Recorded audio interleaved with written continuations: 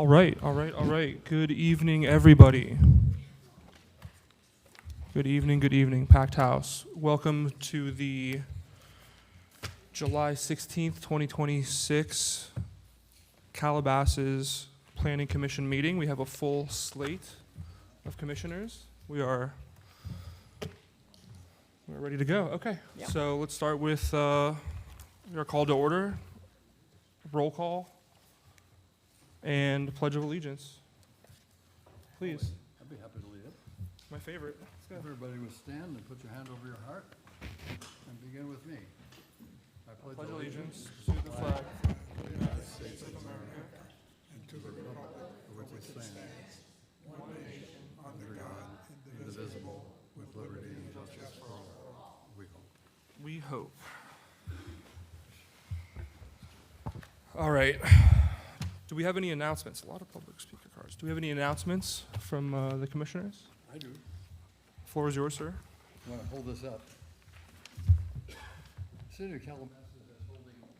Microphone, sorry. City of Calabasas is in its 35th year. It's our 35th anniversary. America's at 250, and the Leonis Adobe Museum in Old Town Calabasas is 60, and that's what it looks like. And if you haven't been there, you ought to make a point of going there in the next month or two. But we're celebrating that, and that's where the first pumpkin festival and parade in Calabasas started as well. It's a lot of fun. If you haven't seen the place, we have longhorn steers and horses and all kinds of stuff. And it's a dinner, live music, dancing, auctions. It's a fundraiser, but it's really a friend raiser more than anything. So if you haven't heard about them, it's great fun. Take the kids. It's a great place to go. And the date of that is September 26th from 5:30 to 10. You can leave if you have to anywhere after that time.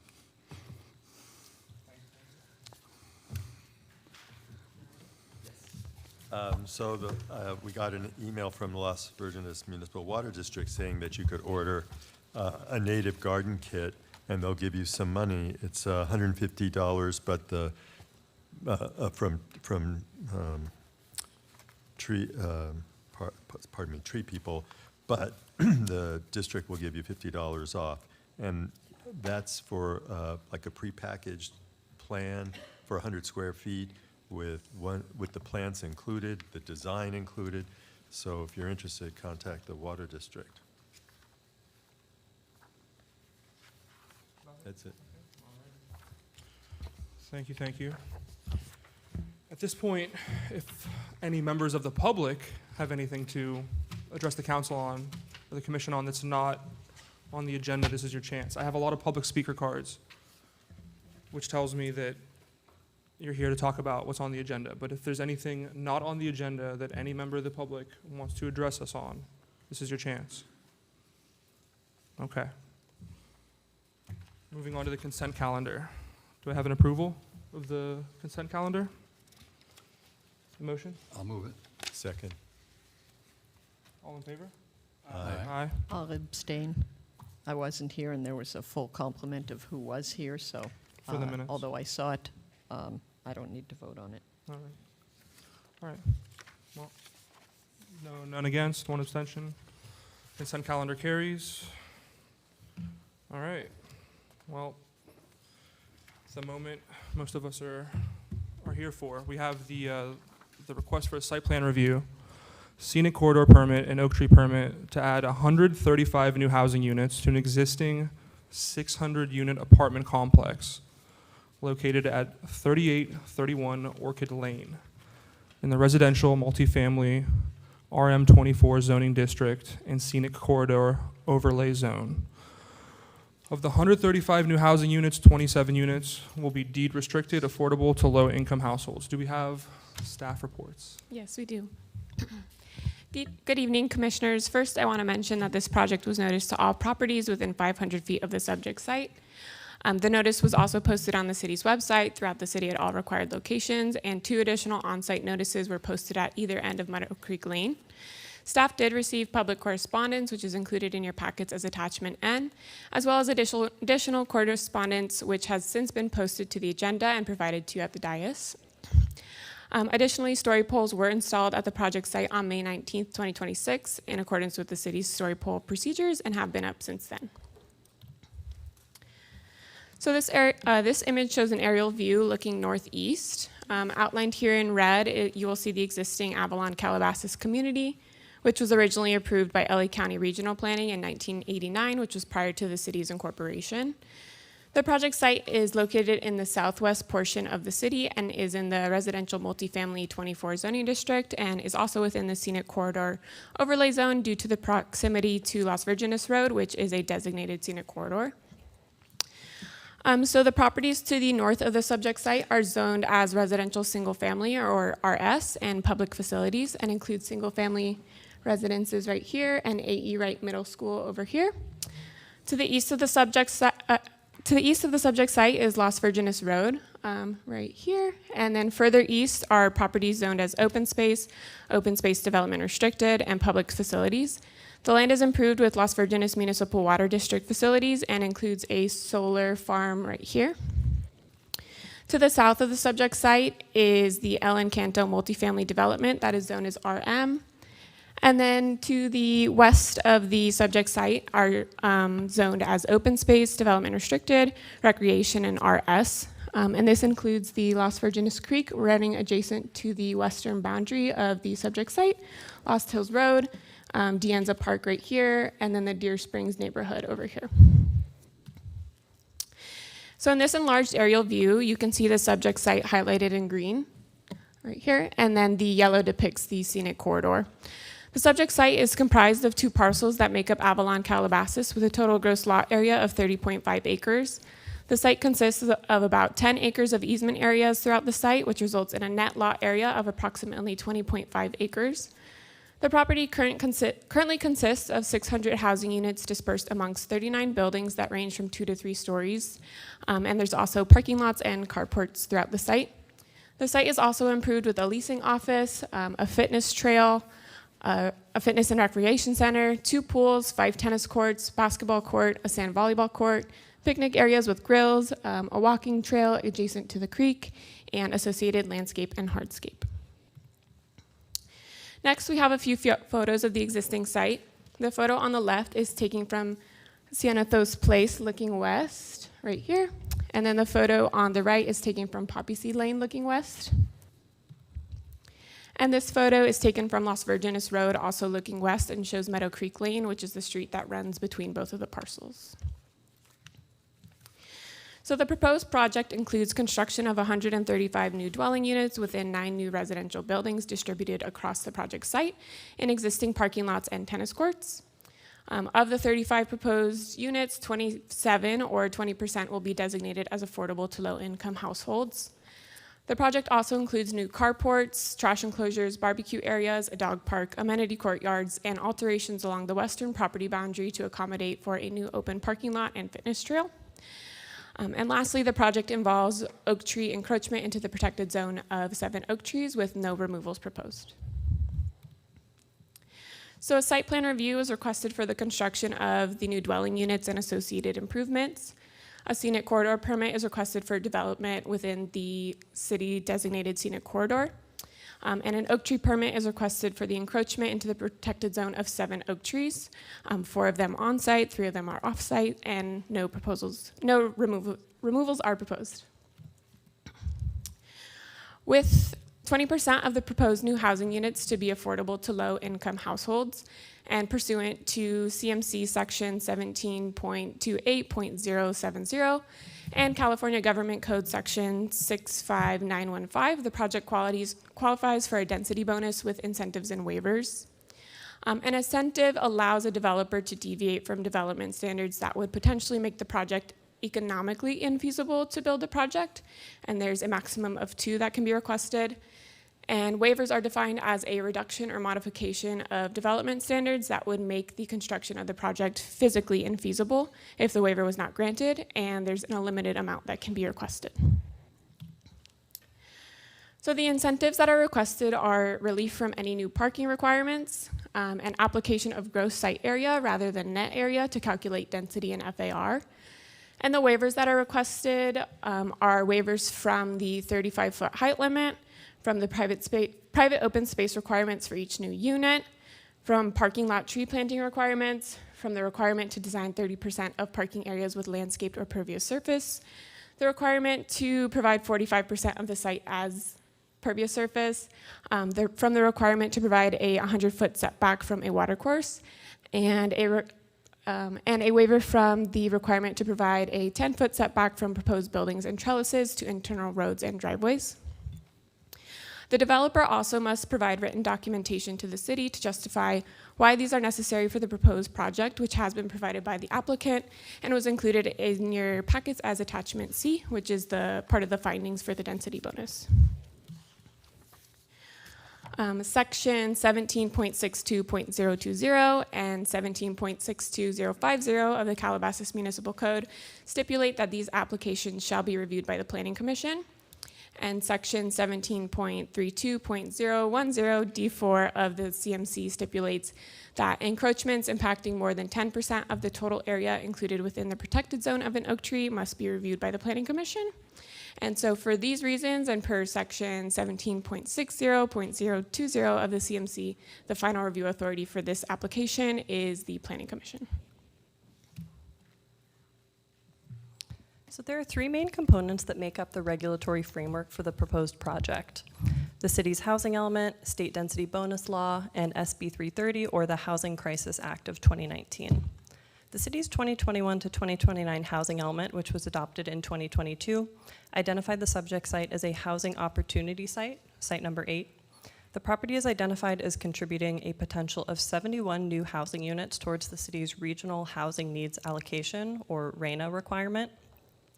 Under the project site zoning, which is RM24, the site has a capacity for an additional 132 units based on the fact that it's a 30.5 acre site and there are 600 units existing. Under state density bonus law, housing projects that provide affordable units can qualify for a density bonus, subject to required findings. Density bonus percentages increase based on the percent of affordable units or affordability levels. With 20% of the proposed units affordable to low-income households, the project is eligible for a 35% density bonus. The project is also eligible for 2 incentives/concessions, as well as unlimited waivers, as was previously mentioned. The applicant's written justification for the density bonus request is included in your packets as attachment C. Lastly, the project included a request for a preliminary application review pursuant to SB 330, or the Housing Crisis Act of 2019. Because they submitted this request, the project is granted vesting rights pursuant to state law, freezing the city's development standards to those that were in effect at the time of submittal. Additionally, pursuant to state law, a local government is limited to 5 hearings in its review of the project.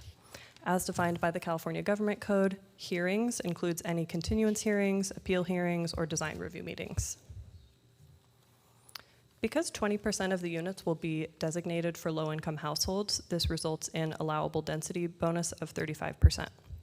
Using the base density, which is RM24, the 30.5 acre site could allow for up to 132 more units. That is 732 units total. That's the number you can see in the first column on this slide. With the 35% density bonus, up to 47 additional units may be allowed at the site, because 47 is 35% of 132, which means that the maximum total number of units at the site utilizing density bonus is 179 units. That's the third column you see there. The applicant is requesting to construct 135 units, which is 3 more than the base zoning district allows by utilizing this density bonus. So next I'm going to be going over the plans. And to start, we'll look at the overall site plan, which depicts the entire property. The existing buildings are shown in light yellow throughout the site. There are 6 16-unit buildings proposed that are shown in orange. There are 13 units that are proposed that are shown in pink. There's also a proposed dog park shown in this green triangle right here. And then a proposed parking lot shown in gray that runs along the western property line. And this will be replacing areas that are currently greenscape, a walking trail, and a few other amenities will be removed for the parking lot. There will also be a new fitness and walking trail constructed adjacent to the parking lot. And then we also have oak trees depicted in these lime green outlines, which I'll go over in more detail in a later slide. And then the Las Virgenes Creek is depicted in this turquoise line right here. So here we have an enlarged site plan of the northern portion of the property. Again, the existing buildings are shown in yellow, and then the proposed buildings will be shown in pink and orange. There's also a proposed amenity courtyard shown right here, a proposed barbecue area, and then in the area where the parking lot is proposed, there is a building restricted area shown in gray, and then a flood hazard area shown in blue. Throughout the site, there are also other easements that exist. They include easement areas for pipelines, water, driveways, access, sewage, and an equestrian trail. But the applicant will be relocating portions of the easements to accommodate for the new development. Additionally, there's new carports shown in black throughout the plans, and there will be new trash enclosures constructed as well. A total of 7 will be added, which will result in a total of 23 at the site. Next, we have an enlarged site plan of the western portion of the property. Again, here's a proposed 16-unit building, a proposed 13-unit building, the dog park, and then you can see more of the proposed parking lot area and the building restricted area shown in gray throughout right here, and then more of the flood hazard area shown right here in blue. The new buildings will also have proposed low walls and trellises to provide open space for the residents, which you'll be able to see a little bit more on the elevations in a few slides. And here we have the enlarged site plan for the eastern portion of the site. Again, we have 2 new buildings shown in orange. These are 16 units. And then we have a proposed barbecue area right here. Carports, trellises, low walls. Moving on, I'll go over the floor plans for the 16-unit buildings. The plans for the 13-unit buildings can be found in the project plans that were provided as attachment A. The first floor plan for the 16-unit building will consist of mostly parking, shown in white right here, and then each different shaded unit represents a different unit. So this will be 3 flats that are all accessible on the first floor, and then the green areas depict the private open space for each unit. So here, here, and here. Here's the second floor plan, which is made out of 6 flats that range from 1 bed, 1 bath to 3 bed, 2 bath. And it also has the lower level of 1 townhome unit depicted or outlined in red right here. And again, each shaded color represents a different unit. The green depicts the private open space. And then you can see the hallways and the stairs in white. And lastly, we have the third floor plan, which is almost identical to the second floor layout. It's also made out of 6 flats, but this time it has the upper level of the townhome unit, also shown outlined in red, private areas in green, and then the hallways and stairs in white. Moving on, we have the proposed elevations for a 16-unit building. The proposed buildings will be 3 stories and will be a maximum height of 38 feet and 9 inches when measured from finished grade to the top of the roof, or 42 inches and 6 feet when measured from existing grade to the top of the roof.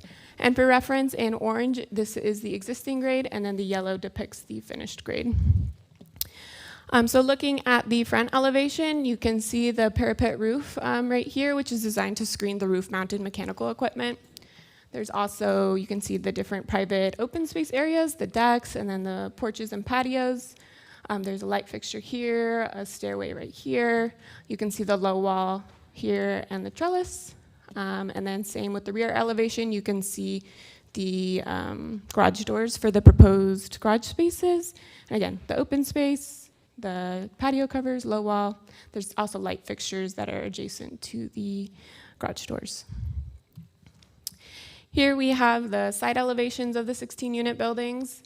You can see kind of the same thing, more garage doors, more of the private open space areas, stairway, low walls. Here we have a photo of the existing buildings 18 and 20, and you can also see the existing parking lot with carports right here. And then here's a proposed rendering for building 19, which will be located in that parking lot area. And here we have another rendering for a 16-unit building. Moving on, here we have the proposed colors and materials. We also have the physical sample boards back here behind me on these chairs if you'd like to see them. But looking at the digital color boards, you can see the different roof tiles, the different stucco colors, paint colors, and different brick colors. The 2 different color schemes will be applied to the 9 new buildings. 4 of them will be color scheme number 1, 5 will be color scheme number 2, and the different color schemes will be dispersed throughout the site. And you can see the specific detail of this on the color plotting plan that is provided on sheet A 4.2 of the project plans. So the ARP reviewed the project for consistency with the scenic corridor design guidelines on May 23rd, 2025, due to the proximity to Las Virgenes Road, which is a designated scenic corridor. And they recommended approval of the project as proposed. They also noted that they appreciated the cohesiveness between the proposed and existing buildings, as well as the new parking lot and the proposed amenities. Minutes from the meeting are included in your packets as attachment D.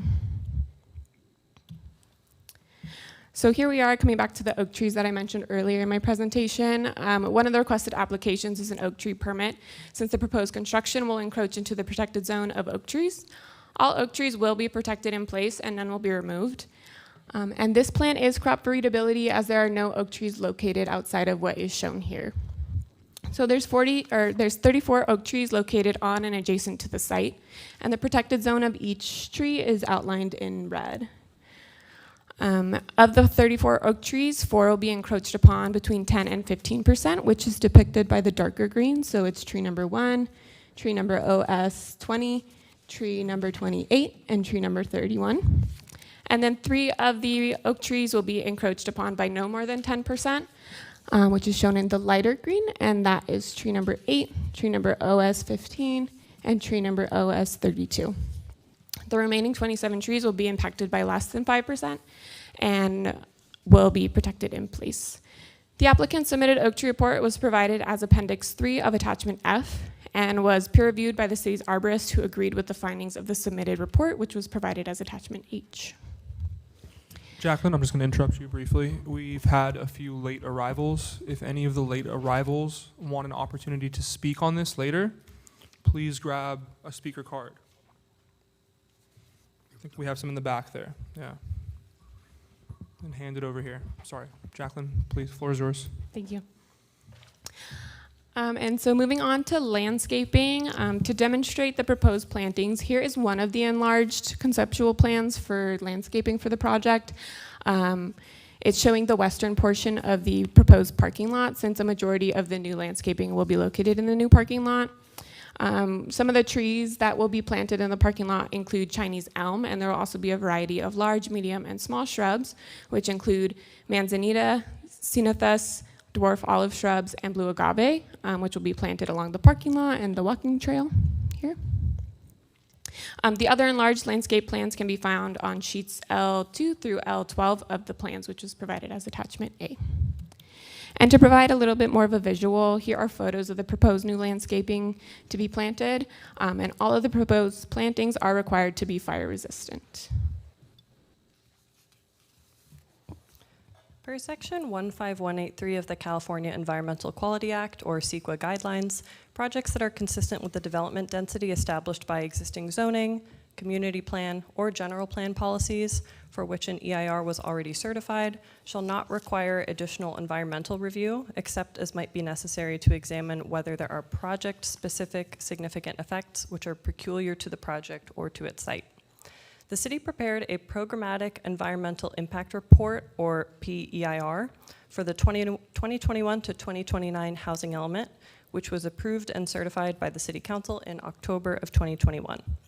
The city's final programmatic EIR analyzed a potential increase of 1,305 units total citywide, with the Avalon site specifically having a potential increase of 132 units, again based on the RM24 zoning and the 30.5 acre site size. So the programmatic EIR analyzed a potential of a potential 132 unit project on the subject site. The programmatic EIR is a macro level document, so it analyzes a hypothetical potential project. Therefore, individual projects require further analysis to determine if a specific project includes project-specific impacts that are peculiar to that particular project. Therefore, the applicant submitted an environmental exemption analysis analyzing the current 135-unit proposed project in relation to the 132-unit potential project that was analyzed by the city's programmatic EIR for the purpose of determining if the present 135-unit project included any project-specific significant impacts not already analyzed by the PEIR. The submitted analysis addressed 20 categories. 5 of those categories warranted further analysis and peer review by the city's environmental consultants. So the 5 categories that were further analyzed for accuracy and consistency with the municipal code are air quality, biological resources, noise, transportation, and wildfire. All 5 categories were peer reviewed by the city's consultants. Following comments and corrections as necessary, the peer reviews were found to be in agreement with the conclusions of the analysis. For air quality, the exemption analysis concluded that the present 135-unit project is within the scope of the previous programmatic EIR, which again looked at a 132-unit potential project, meaning that there is no project-specific significant impacts which are peculiar to this project or its site under CEQA. For biological resources, the analysis also concluded that the present 135-unit project is within the scope of the 132-unit project looked at under the programmatic EIR. There will be a less than significant environmental impact with project-specific mitigation measures incorporated. For noise, the analysis also concluded that the project is within the scope of the programmatic EIR and that there will be a less than significant environmental impact with project-specific mitigation measures incorporated. For transportation, CEQA compliance examines vehicle miles traveled, or VMT only. Because of the fact that the project is within a low VMT generating area, the project screens out of further VMT analysis and therefore has a less than significant impact in regards to CEQA. And there are no new or greater environmental impacts resulting from the project than those that were already analyzed by the programmatic EIR. The city has additional non-CEQA transportation requirements, which I will address on the next slide.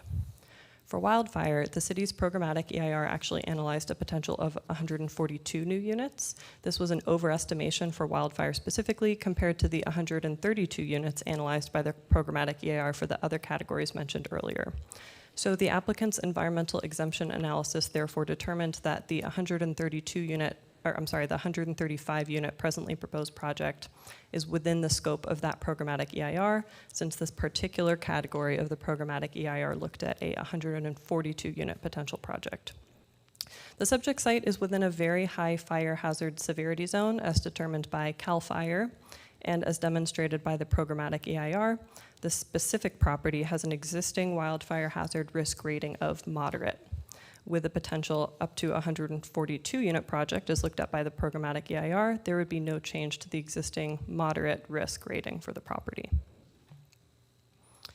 In addition to the VMT, or vehicle miles traveled, analysis as required by CEQA, the city also requires applicants to perform a non-CEQA level of service, or LOS, analysis consistent with the city's established criteria. The applicant submitted a local transportation assessment, or LTA, which analyzed level of service at 8 intersections throughout the city. First one is the Lost Hills Road / US 101 northbound ramp, the Lost Hills and US 101 freeway southbound ramp, Lost Hills Road and Las Virgenes Road, Las Virgenes Road and the 101 freeway northbound, Las Virgenes Road and the 101 freeway southbound, Las Virgenes Road and Agora Road, Las Virgenes Road and Meadow Creek Lane, and Las Virgenes Road and Lost Hills Road.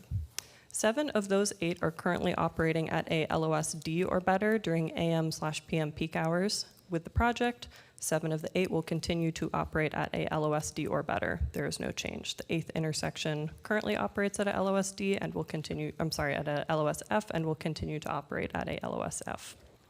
The LTA also included a traffic signal warrants analysis, which examined the Lost Hills Road and Meadow Creek Lane intersection and determined based on that analysis that a traffic signal was not warranted by the proposed project. The report was also peer-reviewed by the city's traffic consultant and was found to be consistent with the city's LTS guidelines. In regards to parking, the total required parking per the Calabasas Municipal Code is calculated at 1.5 spaces for a 1-bedroom, 2 spaces for a 2-bedroom, 2.5 spaces for a 3-bedroom, and 1 parking space per 3 units for guest parking. Utilizing the municipal code requirements, the total required parking for the existing 600-unit site would come out to 1,252. However, since the apartment complex was originally approved by LA County in 1989, that approval was for 1,230 spaces, so the existing complex is legal nonconforming currently in regards to parking. State density bonus law limits the total amount of parking that a jurisdiction can require to 1 space for a 1-bedroom, 1.5 spaces for 2 and 3 bedrooms, and no requirement for guest parking spaces for new development. Using these numbers, the total required parking for the proposed 135-unit project would be 170 parking spaces, again per state density bonus law. The total required parking at the site, utilizing the previous LA County approved number and the parking required under state density bonus, would be 1,400. So that's 1,230 existing plus 170 for the proposed project. The project will remove 418 spaces and construct 421 spaces, which will result in a net total of 1,234 parking spaces. There are also 160 street parking spaces off the property boundaries, but within the surrounding cul-de-sacs in the site.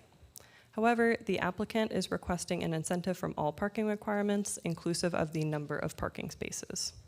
Additionally, the Calabasas Municipal Code requires bike parking to be provided at 1 parking space per unit, which would be 135 bike parking spaces required.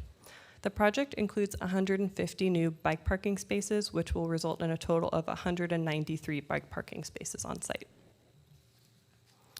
So with that, staff concludes that the subject site is located in the residential multifamily or RM24 zoning district and scenic corridor overlay zone, which allows for multifamily development at 24 dwelling units an acre. Because 20% of the proposed units will be set aside as affordable to low-income households, the proposed project is eligible for a state density bonus, as well as 2 incentives and concessions, as well as the requested waivers. The ARP also recommended approval of the project. And the applicant submitted an environmental exemption analysis, which determined that the project would not result in new or greater environmental impacts than what was already previously analyzed by the programmatic EIR for the city's 2021 to 2029 housing element, as confirmed by the city's environmental consultants. So with that, staff recommends that the commission direct staff to prepare a resolution for approval or a resolution for denial of file number SPR-2025-001, SCP-2025-001, and OTP-2025-001, and find that the project is consistent with the programmatic EIR certified in 2021 for the city's housing element update, and therefore shall not require additional environmental review under the California Environmental Quality Act per section 15183 of the CEQA guidelines for projects consistent with a community plan or zoning.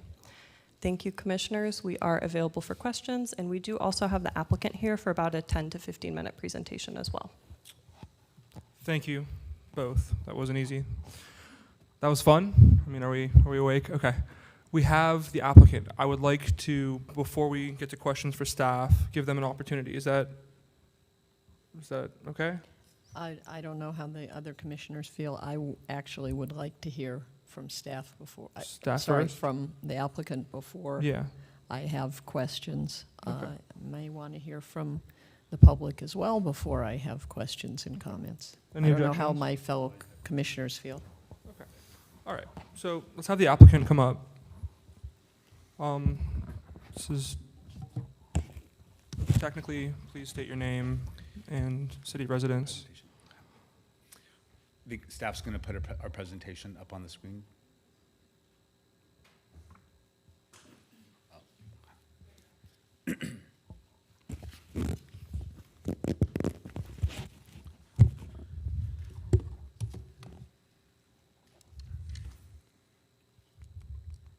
Okay. So just officially, public hearing's open. Name, city residence.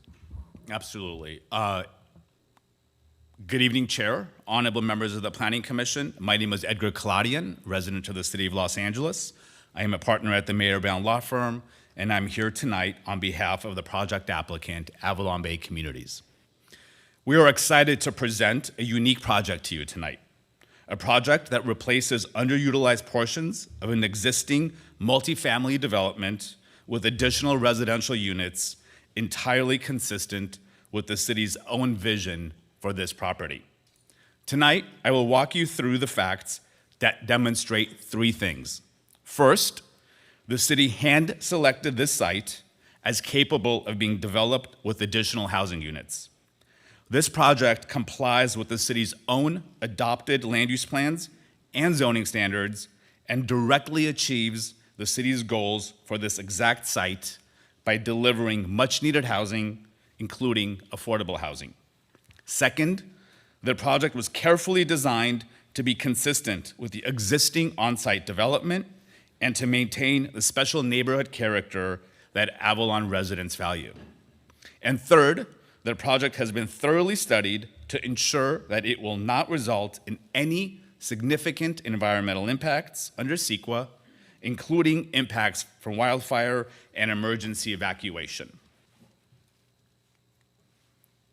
I want to begin by providing some quick background. Avalon Calabasas was originally developed in 1989 before the city incorporated with 600 dwelling units across 39 buildings. The community's original affordable housing covenants were set to expire in 2018. Facing that expiration, Avalon Bay sought an expedited path via an initiative to preserve the affordable housing. In 2019, we proposed a project that would have added 161 new apartments within 11 buildings and would have extended the affordable housing covenants. While the initiative was not enacted, the need for additional housing on the site did not go away.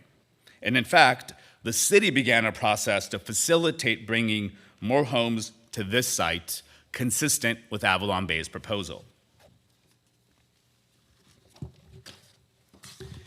Even though the initiative to add 161 units to the site did not pass, the city itself found an independent path forward. As part of its housing element update, the city specifically identified the Avalon Calabasas property as a housing opportunity site number 8, only one of 12 sites citywide selected as suitable by the city itself for additional housing. The city itself rezoned the site to increase its residential density from 16 to 24 dwelling units per acre. The city's own certified housing element states, and I quote, that the property's large surface-level parking lot provides significant infill potential, as evidenced by the previous engineered site plan that showed capacity to add an additional 161 units to the parcel. It further states that the development consistent with the site's new RM24 zoning would be subject only to site plan review before the Planning Commission and would not be subject to voter referendum. By including this site in its housing inventory, the city was able to demonstrate its ability to meet the state-required regional housing needs allocation and obtain state certification of its housing element. In short, the city planned for the project before you today, and Avalon Bay is carrying out the city's vision. Now, turning to the proposed project. This is a true infill development. Avalon Bay is proposing to add 135 dwelling units in 9 new buildings, including 27 low-income affordable housing units, entirely within the footprint of the already developed 30.5-acre site. Importantly, under state density bonus law, the 20% affordable set-aside qualifies the project for a 35% density bonus, which allows us to build 179 new units throughout the site. However, we are only proposing 135 units, well below what the law permits. This was a deliberate decision by Avalon Bay to ensure the least impact to the existing neighboring character. The architectural team took great care to thoughtfully design around the various site constraints. The new buildings were strategically placed to avoid grading undeveloped land and to protect every existing home in place so there is zero resident displacement. The new buildings are also similar in height to the existing buildings and are located in areas of the site that protect the viewshed along the Las Virgenes Scenic Corridor. Finally, the project was designed to avoid impacts to Las Virgenes Creek and to protect all existing oak trees so that none will be damaged or removed. The proposed buildings were designed to be consistent with the existing buildings in terms of massing, height, and architecture. This slide depicts the existing buildings at Avalon Calabasas on the left and the new proposed buildings on the right. As you can see, the project uses the same Spanish-style design, symmetrical facades, low-pitched gable roofs, exteriors with stonework accents, and red tile rooftops. The new construction will use Class A building materials and blend seamlessly with the existing community. This slide depicts a rendering of one of the project's new buildings, which looks similar to the buildings on the site today.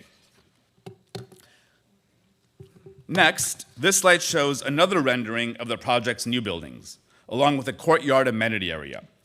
While the project will place the new buildings on certain parking areas within the existing development, those parking spaces will be relocated, not eliminated. Upon completion, the community will provide over 1,200 on-site parking spaces, plus nearly 200 bicycle parking spaces. No resident will lose access to a parking space, and there will be no changes to street parking, which provides 160 additional parking spaces. The project also retains the community's most valued amenities, 2 swimming pools, a fitness center, and 3 tennis courts, while adding new amenities, including a dog park, a fitness trail, landscaped amenity courtyards with barbecues, and over 120 new canopy trees. This rendering depicts the dog park and the fitness trail. To date, the project has already been vetted by city staff and review groups. For instance, the city's architectural review panel reviewed the project in May 2025 and unanimously recommended that the Planning Commission approve the project. The architectural review panel specifically appreciated, as noted in the staff report, the cohesiveness between the proposed and existing buildings, the new parking lot to ensure sufficient parking, and the proposed amenities despite the many site constraints. And in September 2025, the city's planning division issued a formal consistency compliance determination, concluding that the project is consistent with the city's applicable plans, ordinances, zoning requirements, and development standards. Now I'll turn to the project's environmental review under CEQA. In connection with its general plan and housing element update, the city prepared and certified a program environmental impact report that analyzed the potential impacts of adding over 1,200 housing units and nearly 150,000 square feet of commercial space citywide. The city's program EIR determined that development on the 12 housing sites, including on this site, would not result in any significant environmental impacts. A nearly 200-page CEQA report was prepared to analyze the project's consistency with the city's program EIR. And on top of that, over a dozen project-specific technical studies were prepared, covering topics such as biology, water demand, traffic, air quality, wildlife hazards, emergency evacuation, and more. Many of those technical studies were independently peer-reviewed by consultants who signed off on every single conclusion. The city's program EIR adequately analyzed and covered the potential environmental impacts associated with the project. The analysis contained in the general plan exemption report demonstrated that the effects of the project are within the scope of the city's program EIR, and the project would not require any additional environmental review. We recognize that wildfire safety is a community's top concern, and we, along with the city, take it extremely seriously. The entire city of Calabasas sits in a very high fire hazard severity zone, so this topic deserves careful, evidence-based attention. Therefore, one of the project-specific technical studies that was independently peer-reviewed by the city was wildlife hazards and emergency evacuation. First, the city's own program EIR, Wildlife Risk Assessment, included a site-specific report that added 142 units to the project site. Remember, we're only proposing 135. And concluded that there would be no change to the property's existing moderate hazard risk rating. A project-specific wildlife hazard and evacuation report prepared by DUDEC and independently peer-reviewed by the city's consultant in Viacom further confirmed that adding new units to the site would not exacerbate wildfire risk. As to evacuation, this particular site benefits from having dual emergency evacuation routes on both sides of the development. Lost Hills Road and Las Virgenes Road are both classified by the city as critical evacuation routes that are specifically designated to move residents out of impacted areas during a disaster or hazard event. The city's emergency evacuation traffic assessment, prepared by Fair and Peers and approved by the city, found that the traffic from build-out of the housing element, which again assumed 1,305 residential units, would be minor compared to the existing conditions and would not result in inadequate emergency access. The project-specific transportation assessment similarly concluded that the project would not have a significant impact on emergency evacuation. Multiple independent, layered analyses all reached the same conclusion. This project does not worsen wildlife hazard risk or evacuation capacity. Finally, I want to take a moment to highlight the team's outreach efforts. Avalon Bay has called Calabasas home since 2013 and considers its residents as neighbors, which is why the team's community outreach began even before a formal application was submitted to the city. The project's dedicated outreach team hand-delivered informational letters to every door in the community, hosted on-site community events, and held one-on-one meetings with residents who requested them. Most concerns, candidly, have been related to temporary story poles, which is why we have submitted a formal request to allow early removal. It's also important not to overlook the significant support the project has received, as evidenced by the multitude of public comments submitted to the city in support of this project. Avalon Bay's commitment to transparency and dialogue has not wavered and will continue through construction and beyond. The question before the commission is straightforward. Will the city honor its commitments it made in its own general plan, commitments upon which state certification of its housing element depend, by approving a housing project that the city itself specifically planned for? Before you tonight is a project on a site that the city itself selected, studied, and planned for through its own land use decisions. It delivers 135 new homes, including affordable homes that the community needs, all without displacing a single resident, without any significant environmental impact, without eliminating parking, and without compromising fire safety or evacuation capacity. Avalon Bay has diligently worked to find a balance that works for this community, for the city's housing goals, and for the residents who call Avalon Calabasas home. On behalf of Avalon Bay, I respectfully request that the Planning Commission approve the project's requested entitlements. Thank you for your time, and we are available to answer any questions. Thank you. Do we have any questions for the applicant? No? I'd like to reserve until after we've heard from the public. Okay. I've got questions for both staff and applicants. Do you want me to do applicant first? I think we should go applicant. Okay, Applicant's here. thank you for your presentation. If Just to clarify, Please. what? Oh, okay. Why are some of the new three-story structures 4 to 8.5 feet taller than the existing three-story structures? Grade has some correlation to do with that, coupled with building code improvements. The property has topography, which was one of the site constraints that the architectural team had to work through to develop. Well, it's taller from grade level, Correct. so it's not, I'm not talking about altitude, I'm talking, so is it because there's underground parking, or what's No. the reason? Code relays it, newer construction, newer design materials. Okay, so it just has to be, it turns out to be taller, okay. So the number of units is going up 22.5%, but the square footage is going up 36.17%. Why is that? Are they larger units? The units have been designed and will be developed to be consistent with existing market demands. Construction costs are frankly what they are, and the units were required to be designed to frankly be buildable and leasable. Okay, so I mean, for marketing. you're comparing units that were developed in 1989 to units that are proposed in 2026. Right, Things are certainly different. okay, I'm just asking.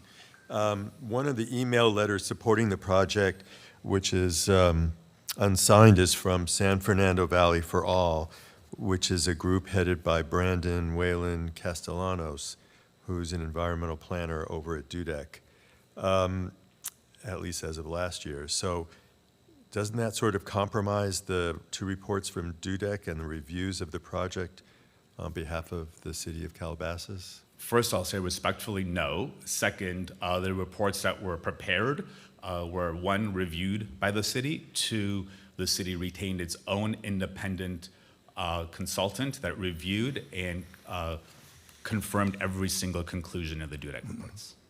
Okay. And the Dudek reports, by the way, importantly, were also consistent with the city's own EIR.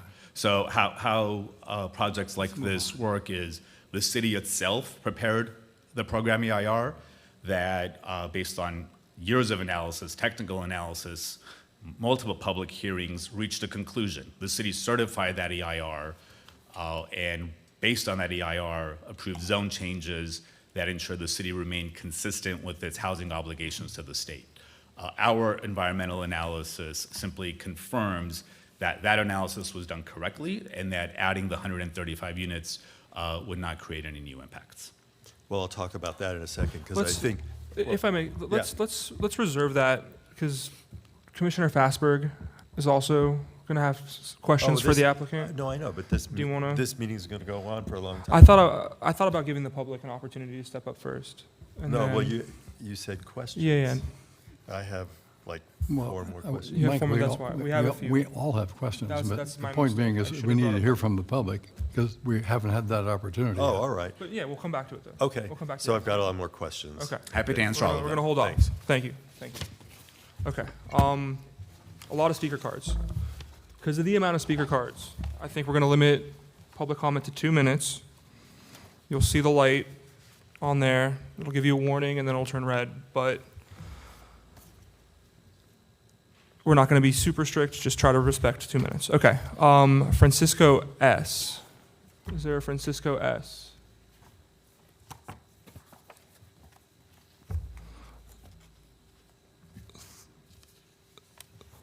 So with everybody coming up to the dais, the first thing is to just state your name and your place of residence, and then, of course, the floor is yours.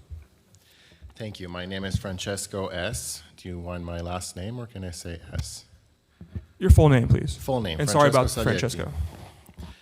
Current resident of Avalon, Calabasas. I strongly oppose the plan to add these new buildings, including the token affordable units being used as justification. This expansion will fundamentally alter the core appeal of our community, its quiet suburban character, low density, easy parking, and overall peace.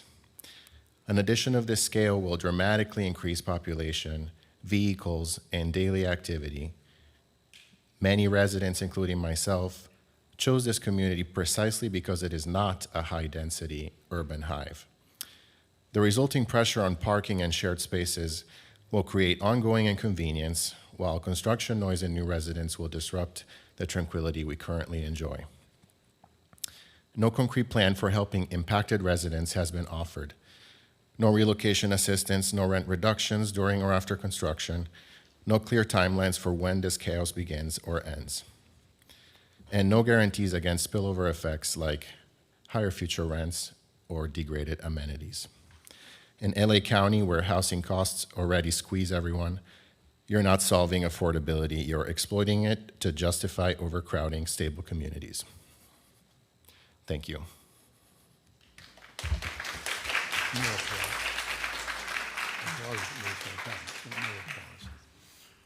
All right.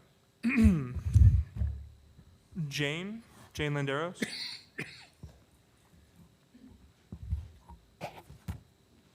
Same thing, full name and city of residence, please. My name is Jane Landeros. I live at Avalon, Calabasas. Just to start off, I live there. I love it there. I'm trying to start my life as a young college graduate. I've settled down in Malibu and I've begun my career, and I enjoy the quiet, and it gives me a space to really think and plan my life.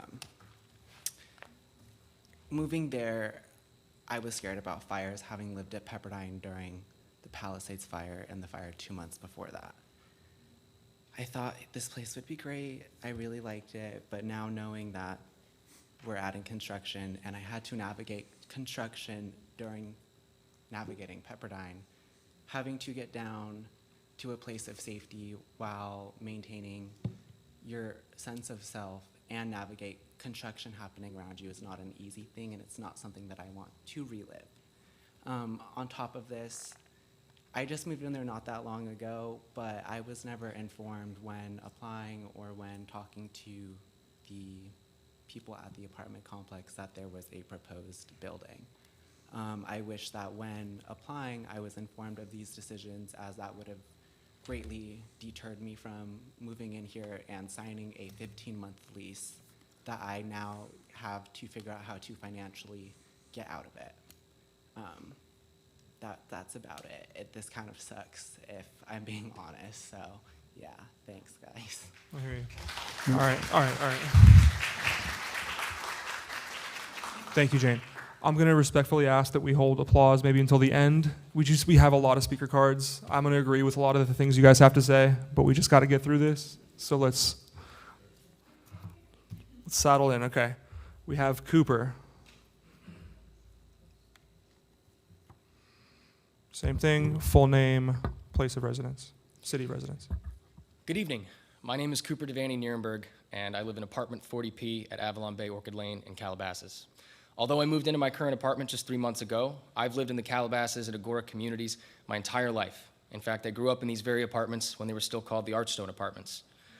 One of the reasons I chose to move back to Avalon Bay was because of its amenities, its quiet environment, and the quality of life that it offered. What concerns me the most is not simply this proposed expansion. It's that, according to the City of Calabasas website, and I quote, "The project application and plans were deemed complete on August 28th, 2025. This proposal had already been at the stage that it's at before I signed my lease. I believe prospective residents should have been informed. Major construction that could affect a resident's quality of life for years is material information. Had I known that this project was being pursued, I would have made a different housing decision. Whether intentional or not, the result is the same. Residents like me signed leases without knowing a major expansion was being planned. That lack of transparency feels unfair. Renters deserve access to information that could significantly impact their living conditions before committing to a 12 to 15-month lease. Beyond this issue of disclosure, I'm concerned about the day-to-day impacts that this project will have on the people who already live here. Construction of this scale inevitably brings heavy equipment, early morning noise, dust, and traffic disruptions. Even if those impacts are temporary, they could affect residents for months, if not years. In addition to the construction impacts, the project changes the character of the community by removing existing amenities. 2 tennis courts, 1 half basketball court, 1 sand volleyball court, 5 picnic areas with charcoal grills, and a decomposed granite walking trail. We are being asked to pay premium rent for a community that is materially changing around us. The amenities that help justify that rent are being removed, and our quality of life is expected to decline during construction, yet our lease obligations remain the same. Existing residents are bearing the cost of this project without receiving any corresponding consideration. I have more, but I'll cap myself. Thank you for your time. I appreciate it. Thank you, Cooper. I appreciate that. All right, John Sandoval.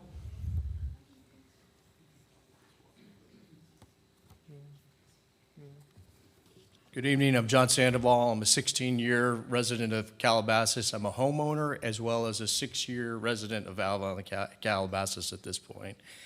And I wanted to start by saying that I am not anti-development, nor am I anti-business, and I'm not an obstructionist. But that said, what has made our city such a great city is that we've really done a good job of planning over the period that we've had in the life of the city. And in that light, we need to make sure that projects like this adhere to what we already have as city guidelines. And like some of the earlier speakers have stated, the 27 low-income units are merely to meet a 20% so that CEQA guidelines and state guidelines are met. It's not, and while I really appreciate that the city is trying to bring low income in, that's only going to bring maybe another 100 low-income residents into the city. What's the impact of that? That they spend sales tax revenue here locally? Possibly. What it's really trying to do is to skirt local city Calabasas building guidelines, which were brought up earlier by the assistant planner, and it's also to skirt state and city CEQA guidelines that we have. We take great pride in being an environmental city, and while the oak trees are being protected, those are state guidelines and state statutes that are already under protection. There's nothing to be spoken for the 40-year-old sycamore trees that are there. And we've taken great pride of really trying to bring back the Lost Virginis Creek, which has been coming back in the last 15 years. The wildlife and such is there. And so any disruption will be brought on by this project. I'll let other residents talk a little bit about some of the other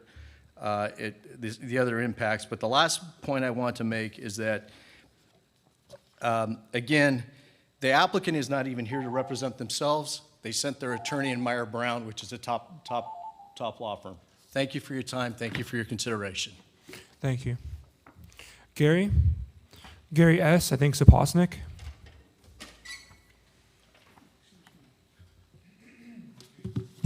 Thank you. Gary Saposnik. I'm a resident, 10 years at Avalon Calabasas on Oleander Court. I'd first like to ask all of you, have you been to the development while the story poles have been up? Well, the answer is yes. Some of us have. We just got notice of the difficulty with the story poles, which I agree with. It's been triggering since I came home from a trip on the 19th and saw them up. There's a number of things that I object to. Besides the scenic corridor, the scenery all disappears. You saw the picture of and as you brought up, the higher building height takes care of the scenery, walking around the community. I echo what a lot of the other residents have said. That's why we moved there, for the open space, peace and quiet. I have a 1-bedroom with a loft, which has open windows. Those higher buildings, if they're going to be staring into those open windows, where in many units you have residents living up there. There are students, there are seniors. It's a dog-friendly community. All of that activity, noise is going to be around, along with the potential for debris and injury. The bigger issue is the safety.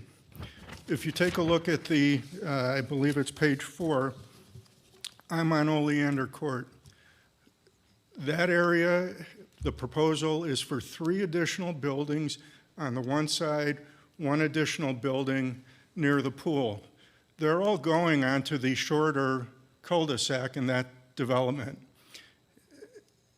God forbid there's a fire, we've got a short runway, along with all those proposals for the parking that people may be walking a couple blocks to get to their cars.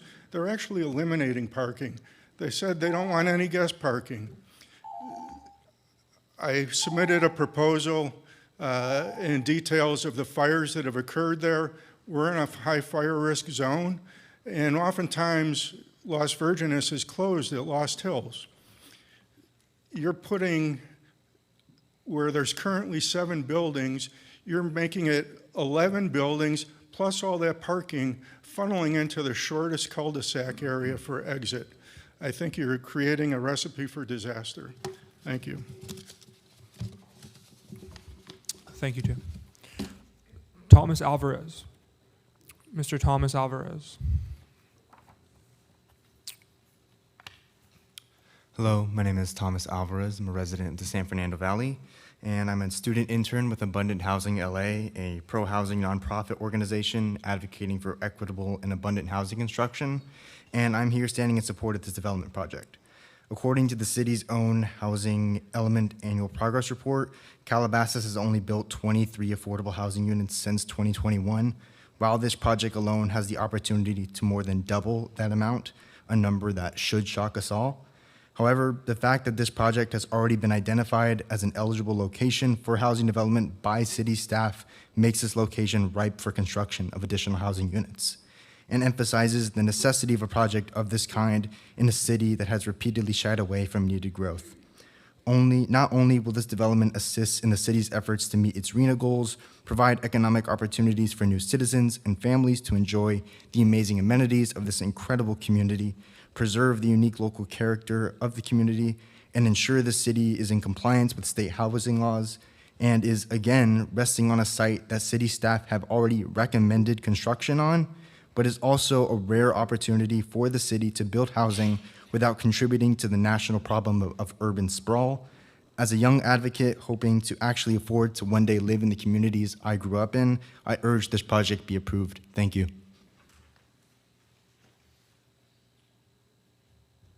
Thank you as well. We have 2 Fred Gaines cards. I know we have 1 Fred Gaines. Do we have a second Fred Gaines? Oh, well, we have the first Fred Gaines. All right. Anytime. Good evening, Honorable Planning Commissioners. My name is Fred Gaines. I'm a resident of Calabasas, and I am not affiliated in any way with this project. I do not represent them, no compensation, but I do think it's a good project that should be approved. But the point I wanted to make tonight was we should learn our lesson in this city about following the law. We have gone down the path of having our own plan, having a project come in, mimicking what our own city plan said, following all the state laws, rejecting that project, being sued, it costing us with lost fees and out of pocket some $5 million, only to end up getting that same project again. And this is exactly what we have here. We have a plan that we put out saying this is where we're going to put housing. We told the people of the state of California this is where we're going to do it. It makes sense to do it in this location. And so any idea that you would deny that project at this point, let alone the violations of the state law, on a city that's already been found to be in bad faith violation, not just in violation of the Housing Accountability Act, we're found to be in bad faith because the judge found that we knew that we were denying a project that met all the requirements of our own code and of the state laws. So let's not do that again. You have some small amount of discretion with regard to the site plan review.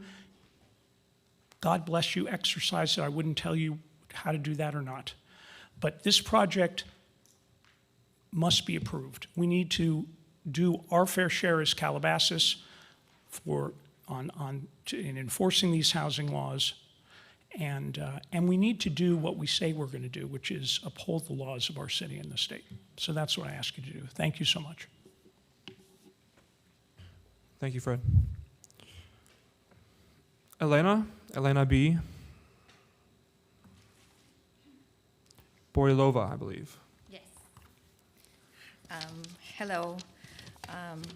My name is Elena Borilova, and I'm a resident of Avalon Bay Communities. I live on Cianatos Place, where one of the buildings would be built. And I was a resident I'm going to be almost 17 years in Avalon, Calabasas. I was part of the Affordable Income Program, which got removed back in 2020. And I'm really excited that there is going to be a new opportunity for new housing low-income units. I'm still there, but a lot of my friends left. So please think that there is a lot of people with children, single moms that are very hardworking, and they would love to raise their kids in Avalon, Calabasas. Thank you. Thank you. Good idea. Yeah, so we have Bill Harris, and good recommendation. Next is going to be Adrienne Burns. So Adrienne, if you want to get ready after Bill. Thank you. I'm Bill Harris. I'm a 9-year resident of Avalon, Calabasas, and a 30-year resident of the area, both in Calabasas and Ancora. I'm going to discuss something quickly that no one else, I think, is going to approach, and that is Monday night of this week, actually it was Tuesday morning, 12:02 a.m., The fire alarm in my entire building went off, causing people to leave in their pajamas, take their animals out, take their kids out. It was responded to by the fire department because 2 of us called 911. It was not responded to by Avalon at all. The phone numbers that are given to us for emergency services went to voicemail. There was no human being to respond to it. The security company that goes around twice a night is a young man in a car who took until 1:30 to show up after being called 3 times. The fire department stayed there until 1:30 because they couldn't get into apartments, and they had to break into the electrical cabinet to turn off the alarm. And when they reset it and turned it back on, the alarms went back on again at a little after 1 a.m. So Avalon is clearly not able to respond to emergencies. Adding another 135 units amplifies that difficulty. The staff does not respond to service calls very quickly. They're understaffed. There are no plans to increase staff at all. Wildfire evacuations are a real pain. I've been through 3 of them. I've been in line for an hour to get out of the community. On one of the fires, I had to be escorted out by 2 fire department cars with flames on either side of the car. Adding more cars and saying that 1.5 cars per 2-bedroom apartment is ridiculous. Everybody has a car. If you've got a couple living in the apartment, you've got 2 cars. So the numbers are really way off, I think. And truthfully, I don't think anyone who had anything to do with approving all of these plans really lives there and went through these things. And I think that needs to be considered. Thank you for your time. Thank you. Adrian is up. After Adrian, we have Fatane. Good Fatane evening. T. Oh, Sorry, sorry. my Good mistake. evening, Commissioners. My name is Adrian Burns. I'm a resident of Calabasas. I live in the Malibu Creek neighborhood near Avalon, and in fact, my family moved here in 1990 in the Malibu Canyon side on the other side of Las Virgenes. I'm here today to just share my story. Calabasas is my hometown. It is where I always hoped I would one day return to raise my own family. When I was a child, my mom was a single mother raising 4 kids while putting herself through engineering school. We were living in the valley. We relied on welfare and food stamps to help keep us afloat while she poured all her time and energy into her studies. And she was a standout student. She was also really lucky and met the man who would be my stepdad while she was in college. And after graduation, these 2 young engineers with 4 children were able to buy a home in Calabasas. And that opportunity changed the trajectory of our lives. We grew up going to excellent schools, in safe neighborhoods, and in a community that invested in families. My siblings and I entered adulthood with opportunities we simply wouldn't have had otherwise. I have never taken for granted how fortunate we were. I graduated from college more than 20 years ago, and I just moved back here last year. It took me over 2 decades of building a career before I was finally able to come back to Calabasas with my own family. Today, I have 3 children of my own that I'm raising myself. One is already in her 20s and attending college. I want her to have the opportunity to build her own life close to our family. And I don't want my children to have to wait 20 or 30 years before they can live in the community they grew up in. But I also think that about all the people who make this city what it is, the teachers, nurses, office workers, restaurant employees, retail staff, maintenance crews, and countless others who serve this community every day. They deserve the opportunity to live here too. I understand that many residents have genuine concerns about wildfire safety and their quality of life. Those concerns are real, and they deserve your thoughtful consideration. But I don't believe we have to choose between protecting public safety and creating opportunities for the next generation. I believe we're capable of doing both. Thank you. Thank you. Fatane, I'm worried I butchered your name. Fatane T. I'm so sorry. You're going to have to teach me. And after Fatane, it's And Francis. I would be surprised if you had said it correctly. So. Well, please teach us. Okay, my name is Fatane Tabatabai, and I live in Los Hills area, and I'm resident of Calabasas since June of 1991. And this community, it's very emotional and precious to me, and I'm one of the biggest advocate of affordable housing. And what I'm going to say has got nothing to do with that. I really respect affordable housing. But at the same time, the safety of our community, I think it's also as important as affordable housing, as you she left, mentioned. And during earthquake 1994, we had no problem to evacuate. It was very easy. And the past two fires that we had, 2018 and 2 years ago, January, we really struggled to get out of Las Virgenes Road. Every venue we were turning to, it was more crowded and we were stuck, and it was a really scary situation.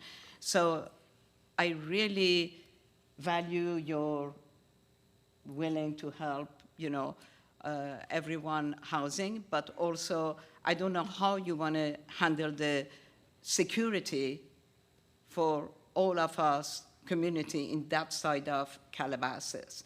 And we really drove in fear and frustration in January, and if that continues, and I really don't think it will be only 200, 300 more cars. That's not even possible. And any car we add to the security of our community, and I think that's something that we need to consider. And to your point, we don't want the city to be sued, but if the community is not secure, then that's another way. And I totally respect and have faith in the city member. Thank you for always listening to us. Thank you. Francis Alette, Francis A. And after that is Stephen Going.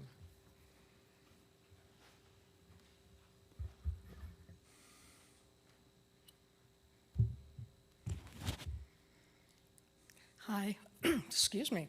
My name is Frances Alette. I'm a resident of Calabasas. I want to start by saying I understand that there's very little latitude that the city of Calabasas has in altering this project and even denying this project because of the state's bonuses, incentives, and concessions. I don't know that everybody here realizes that. God knows I've been in front of you guys and city council enough over the years. I know what the reality of the situation is. However, that's not going to stop me from saying stuff. I've spoken with several residents that live near Avalon who are really concerned about the overflow parking. Are there different incentives or concessions that can be taken in exchange for greater parking for Avalon residents? That will help. Additionally, while the wildfire hazard is considered moderate, as always, evacuation is a concern for West Side residents. And it's not just about evacuating the Avalon residents, it's about evacuating the entire surrounding area. As a longtime Calabasas resident, I've experienced several fires here. I have personally seen gridlock happen on Las Virgenes and the 101 with even small fires. All of you guys know this. This is not news to you. What's a theory on paper and what happens in real life are sometimes two very different things when it comes to evacuations. I have packed up my car with my pets and my kid more times than I can count. So it's not just as easy as saying, oh yeah, it's all good. It's not. It's a real concern, but again, I understand you have limited options here. I urge you to keep these issues in mind and do what you can to help both of them. Lastly, it's not really the Planning Commission's purview. I will make this really quick, I promise. But will Avalon be compensating their tenants in some way for having to live in a construction zone? Avalon residents are going to be subjected to noise and dirt and the inconvenience of this project for a long time. I hope they do something to help their tenants through it. Thank you. Thank you, Francis. Stephen Going. And after Stephen, we have just Anna. Good evening. Thank you for the opportunity to speak to the commission. My name is Stephen Going. I've lived with my wife at Avalon, Calabasas for 3 years. And it's a nice place to live. I love the area, love the city of Calabasas. Came up here from Orange County, having lived down there for 30 years, to get my wife closer to the studios. This project is interesting because they say open parking or underutilized parking. I think part of the reason for that is the size of the parking spots. If you have a car any bigger than a compact car, you have to literally open your door this wide and squeeze out because the car next to you is parked that close. That's why most people are parking on the streets. Therefore, the parking lots are wide open. The pictures taken were probably during the work week when everyone's at work. The streets look empty, but go there during the evening. There's no one in the parking spots. They're all parked on the street due to this. Also, something that was mentioned earlier, but the maintenance folks, the staff are very nice and friendly and attentive. They're just understaffed, and we've had deteriorating plastic duct taped to our roof for more than a half a year. It's now disintegrating all over our patio. They need to maintain the places that they've got built, and they're not doing that. The corporation is just looking to make some more money. So thank you for the opportunity to speak. Thank you. Anna. Just Anna. Hi. So please, your full name and city of residence. Hello, my name is Anna Lay, and I've been a resident of Avalon, Calabasas for the past few years. Now, I know Avalon has hired a very well-spoken lawyer to claim that we are safe in a wildfire, and I'm here to share today, from my lived experience, that that is simply not true. I, too, am a proponent of affordable housing, but not at the expense of hundreds of people's lives. For the past 2 months, there have been large story poles constructed across our community. These story poles are supposed to signify where Avalon plans to build apartments, and they've been knocked down several times. Now, aside from the fact that that itself is a safety hazard, because 8-foot poles falling on people can kill them, their pets, and destroy their property, another concern is that these poles are being knocked down by large vehicles the size of ambulances and fire trucks. How are we supposed to be safe in an emergency condition if the vehicles in charge of transporting us to safety and helping us can't even get access to us? Our 2-lane roads have now turned into 1-lane roads. How are we supposed to evacuate safely if the ways out have decreased and now there's hundreds of more people? In 2018, several longtime residents shared with me that they were gridlocked within the community, stuck, helpless, terrified, and unsure if they could evacuate safely. The construction of more apartments are only going to worsen these conditions. In fact, when Avalon tried to propose this project in 2019, it was shut down for the very reason of it being a fire safety hazard. I'm honestly shocked and devastated that it is being considered again, knowing this. As city officials and city planners, I believe your utmost responsibility is to keep your residents safe. Today, the lives of hundreds of residents, their safety, their health, and their well-being depend on the decision you make. I hope you make the decision that keeps us safe instead of put us in danger and at risk for death. Thank you. Thank you, Anna. Tim Bearer is up next. Tim Bearer, and after that we have Debbie Brown after Tim.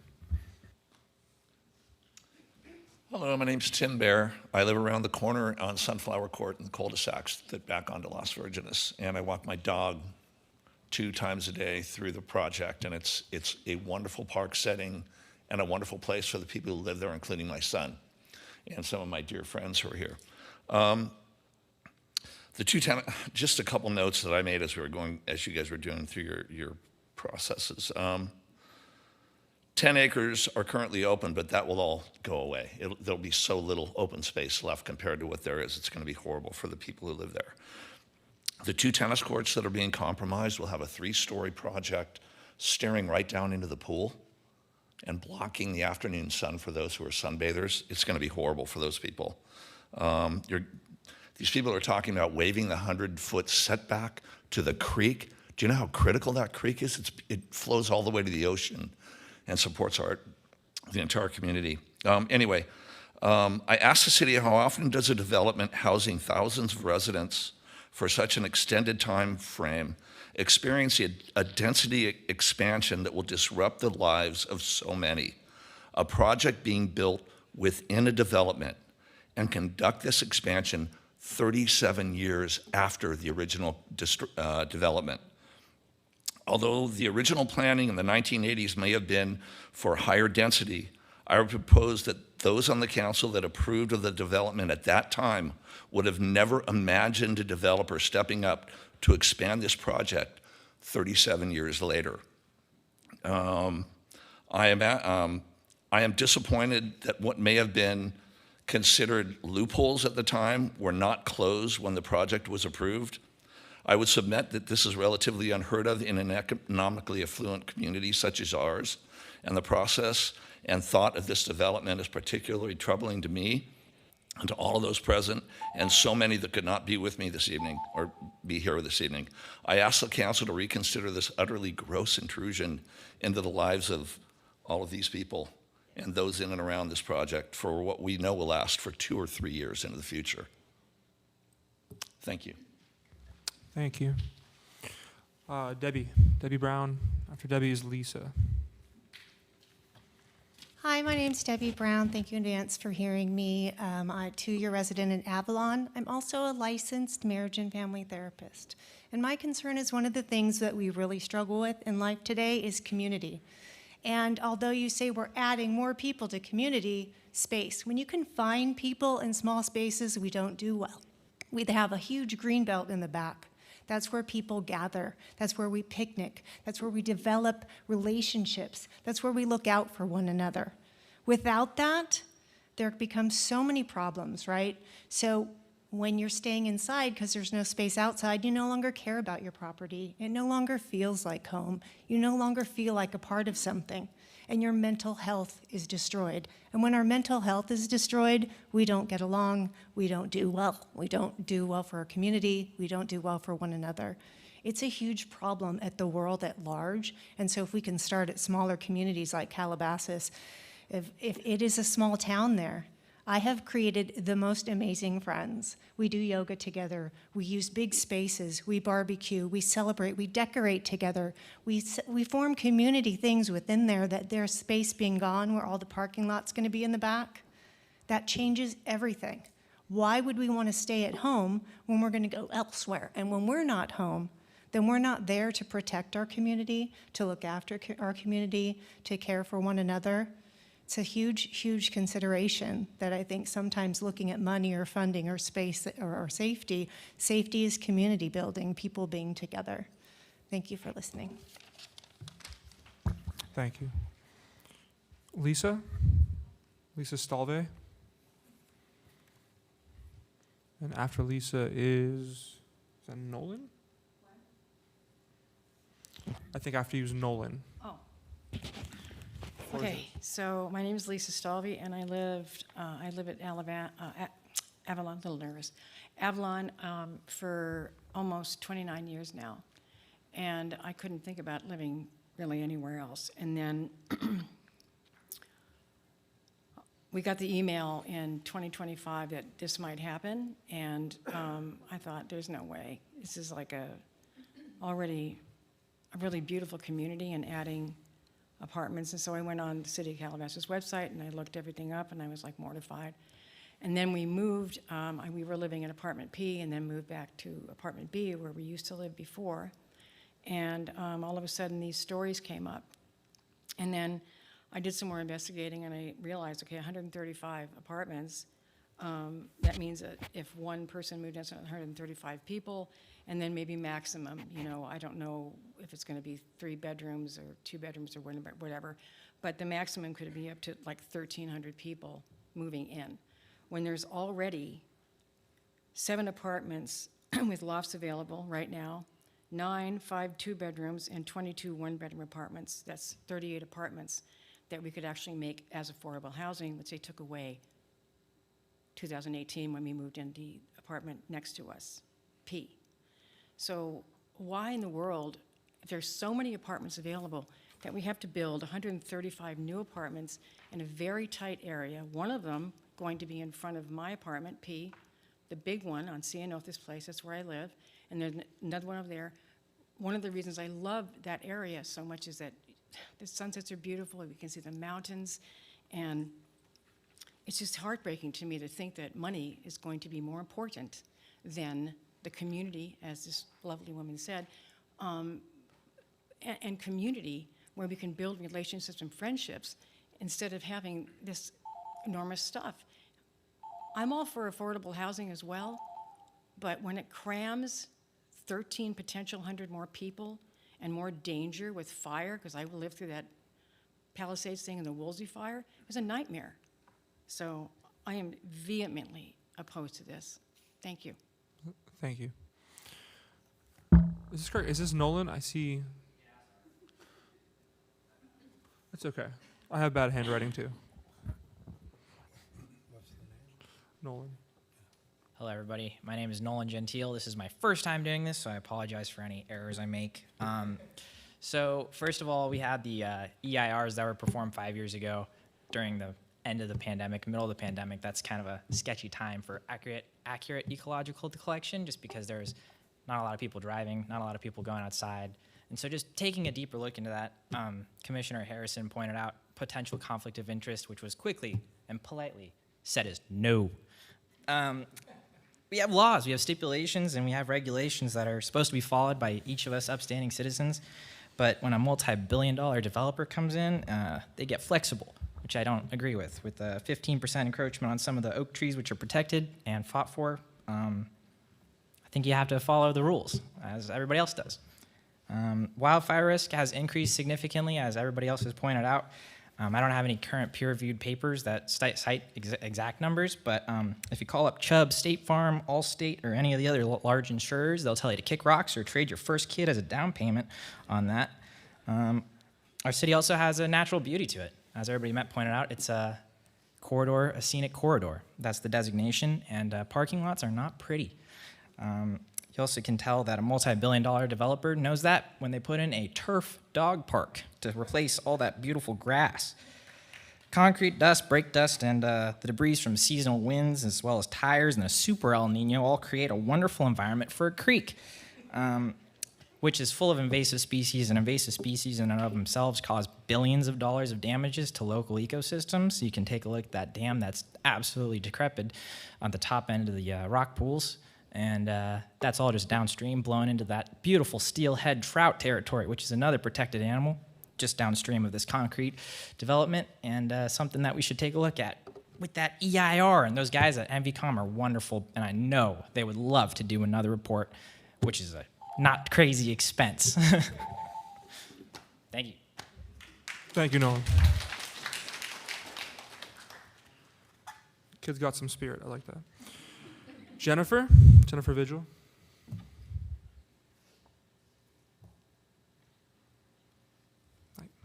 Hi, my name is Jen V. Hill. I've lived at Avalon, Calabasas since February 2022 on Poppy Seed Lane, which was one of the renderings up there.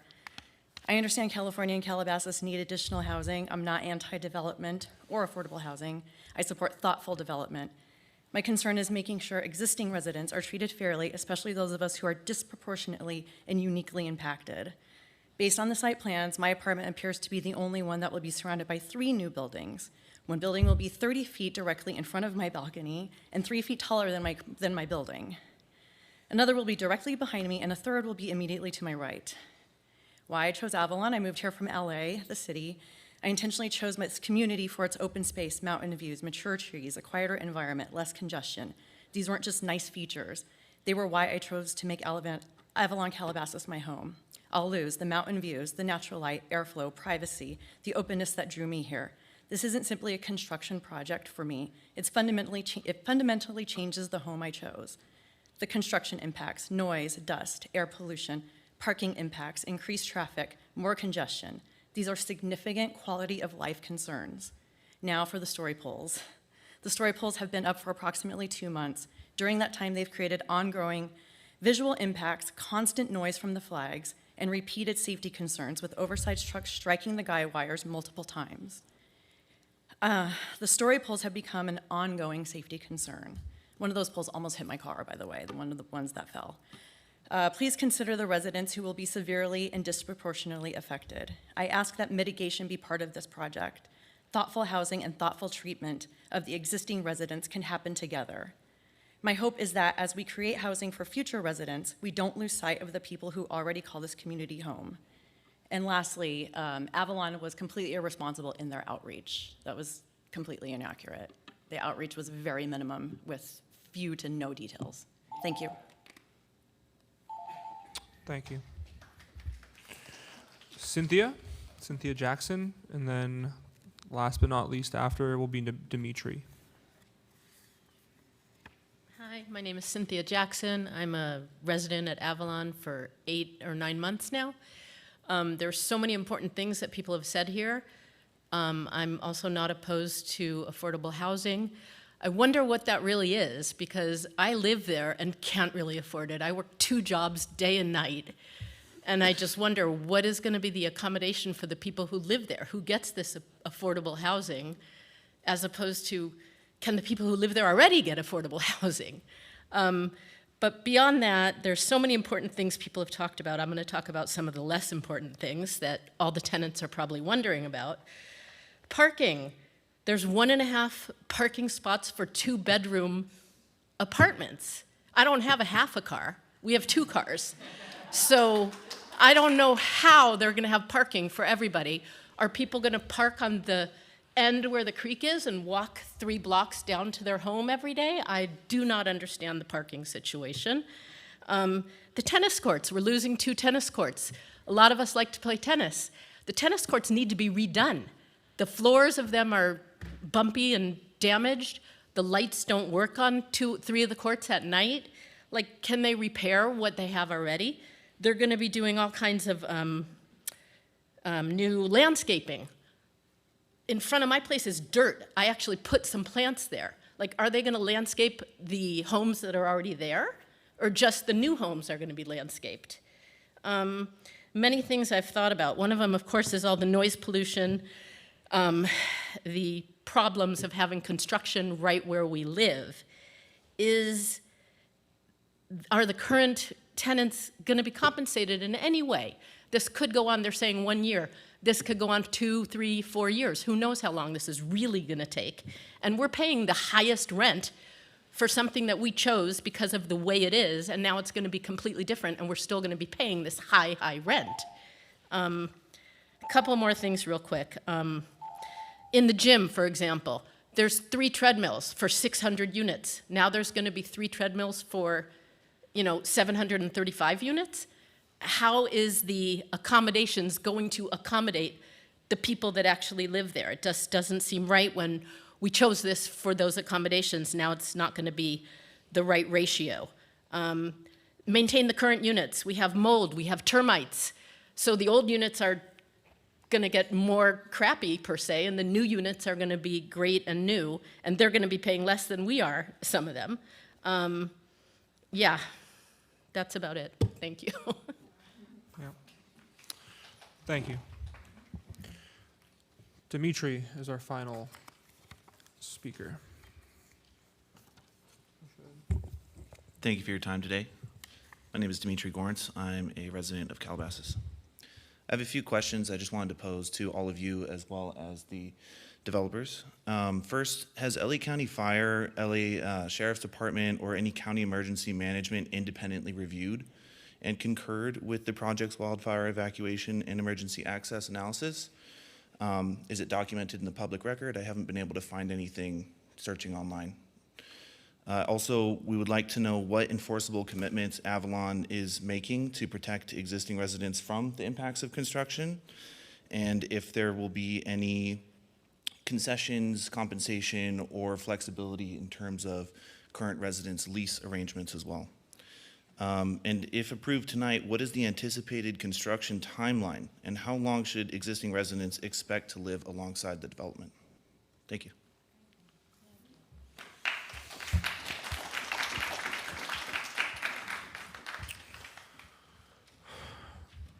I'm inclined to take a break.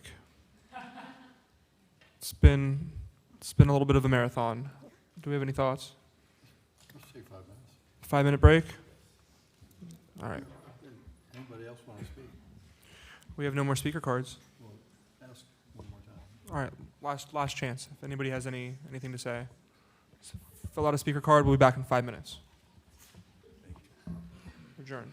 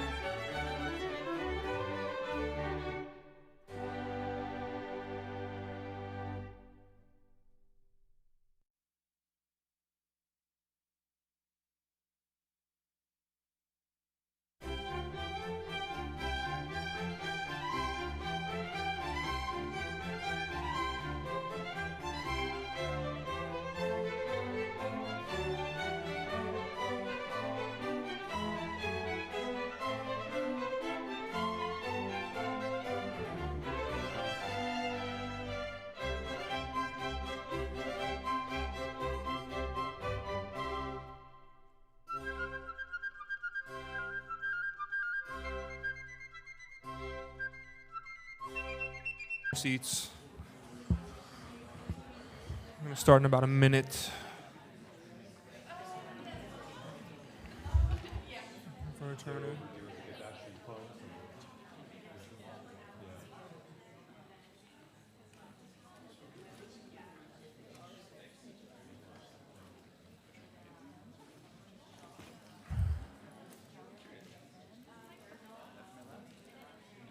Hey, I'm okay. No more chocolate. We gotta stop. We gotta stop. We gotta stop. Okay. All right. We ready? Let's let them finish.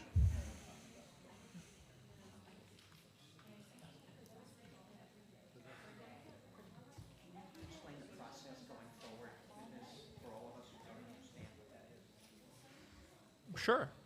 Sure. Sure, sure, sure.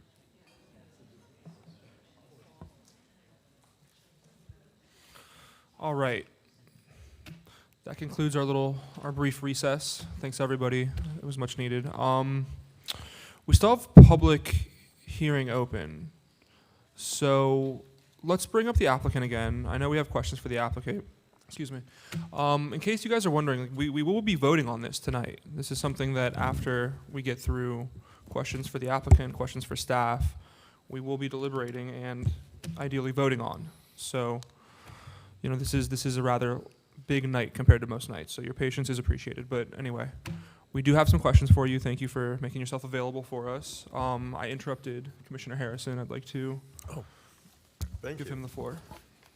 Thank you. There was a reference to the size of the parking spaces. Do you know what the size, the size of the current spaces is, if it's consistent, and what the size of the new spaces will be, the width? I do not know the size of the existing spaces other than they meet the city's code requirements. The size of the new spaces, the length will be 9 by 18. 18 feet long and 9 feet wide? Correct. So, okay, 9 feet is fairly narrow, but okay. By the way, that is city code. Okay.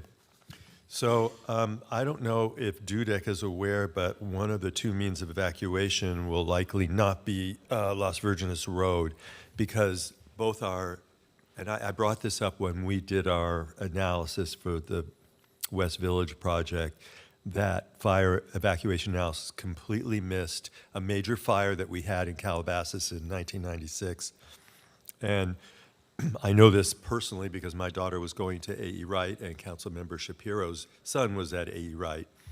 And there was a fire on Las Virgenes starting at the 101, and the school decided to evacuate all the students, and they put them in buses, and they couldn't go anywhere. The buses just sat on Las Virgenes with fires leaping around them.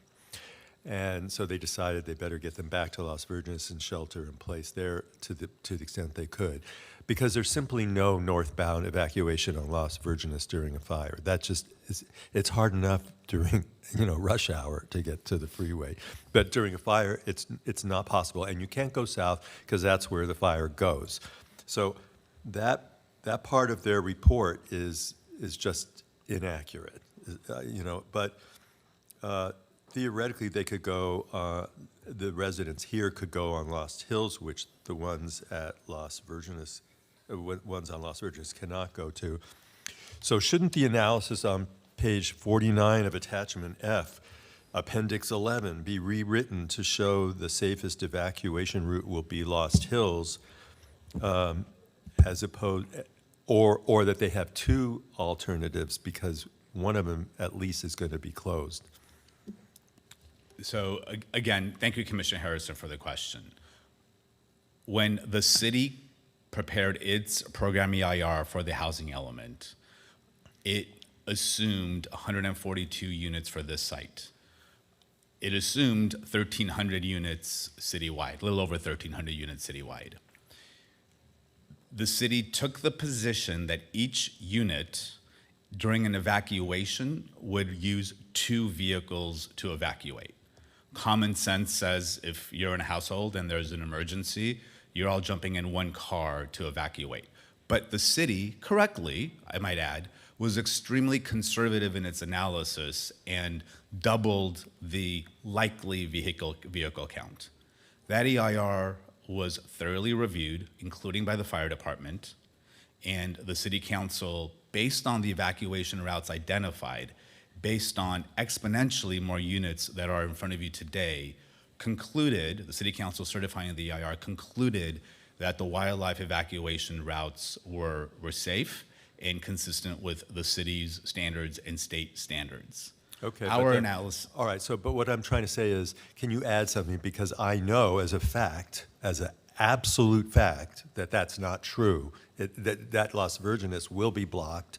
So can you just add that in the report somewhere that Las Virgenes could be blocked, and so the residents can use Lost Hills? Although I don't know how good that's going to be, but I know Las Virgenes will be blocked in certain kinds of fires. And it doesn't matter that these planners here sit and multiply numbers, because in reality, it's not gonna be an evacuation route.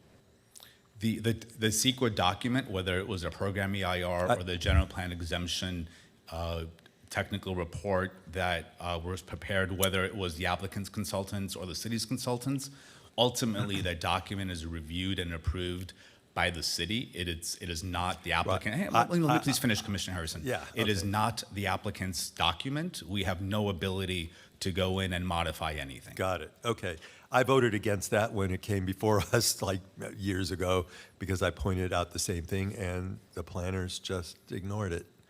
So in light of this, and I've asked this about West Village too, can the applicant install rooftop sprinklers like the ones in Australia for fires with a water tank and backup battery power or something so that at least some of the buildings can be sprinklered in a fire? I think that's something we can look into.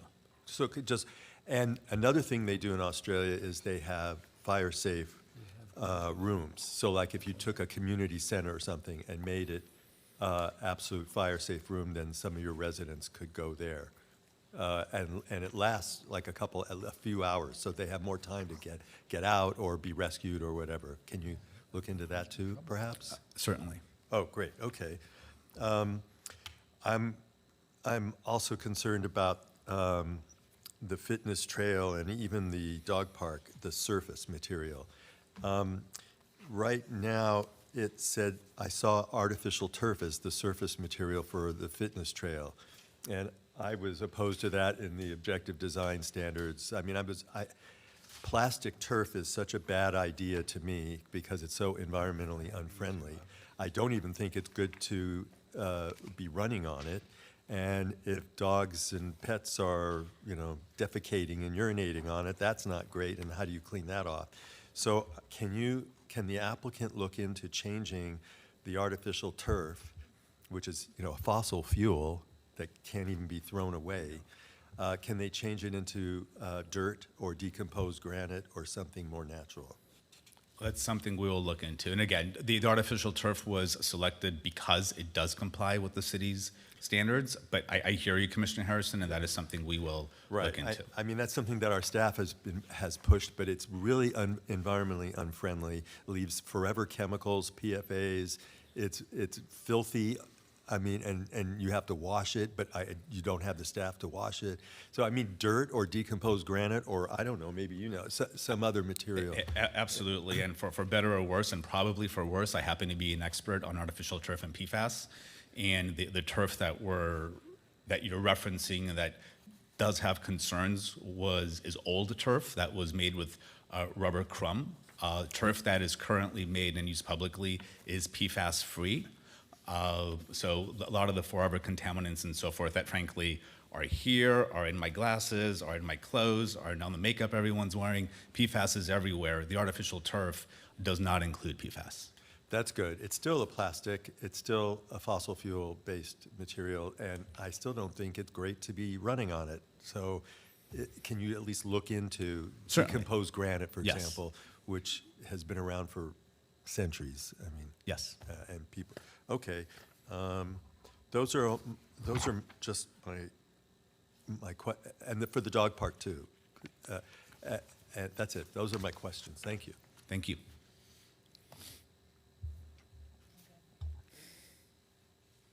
Bob, you have anything? Okay, I actually just have a couple of things. First one is just curiosity. Do you know if this project is planned to be constructed in phases, or is it all going to be happening at one time?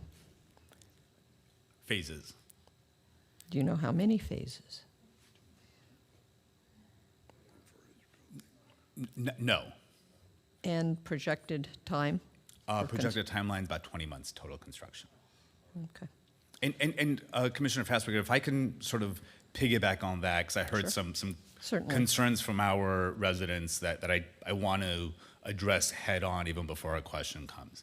Our residents are extremely important to us, and it's certainly not great to stand here or sit here and hear residents express concerns or disappointments about the property as it exists today, or what they feel they will have to endure during construction or post-construction. We have truly done everything and more that we could have to communicate with the neighbors, whether it's emails, letters, one-on-one meetings with anybody that's requested. No tenant should live where they're not comfortable. If as part of this, tenants don't feel that this is the right place for them to live, their unit is not the right place for them to live, regardless of their lease, we will consider work with them to relocate them to another unit within the property. If they're just not happy with the property, Avalon Bay owns other assets in the immediate area. We will consider relocating them to those locations. And finally, if none of that is workable, we will terminate leases and allow folks to live comfortably where they want. And for those tenants that do stay, we're absolutely happy to have discussions and have had discussions about rent abatement. Our tenants are what keep their property going.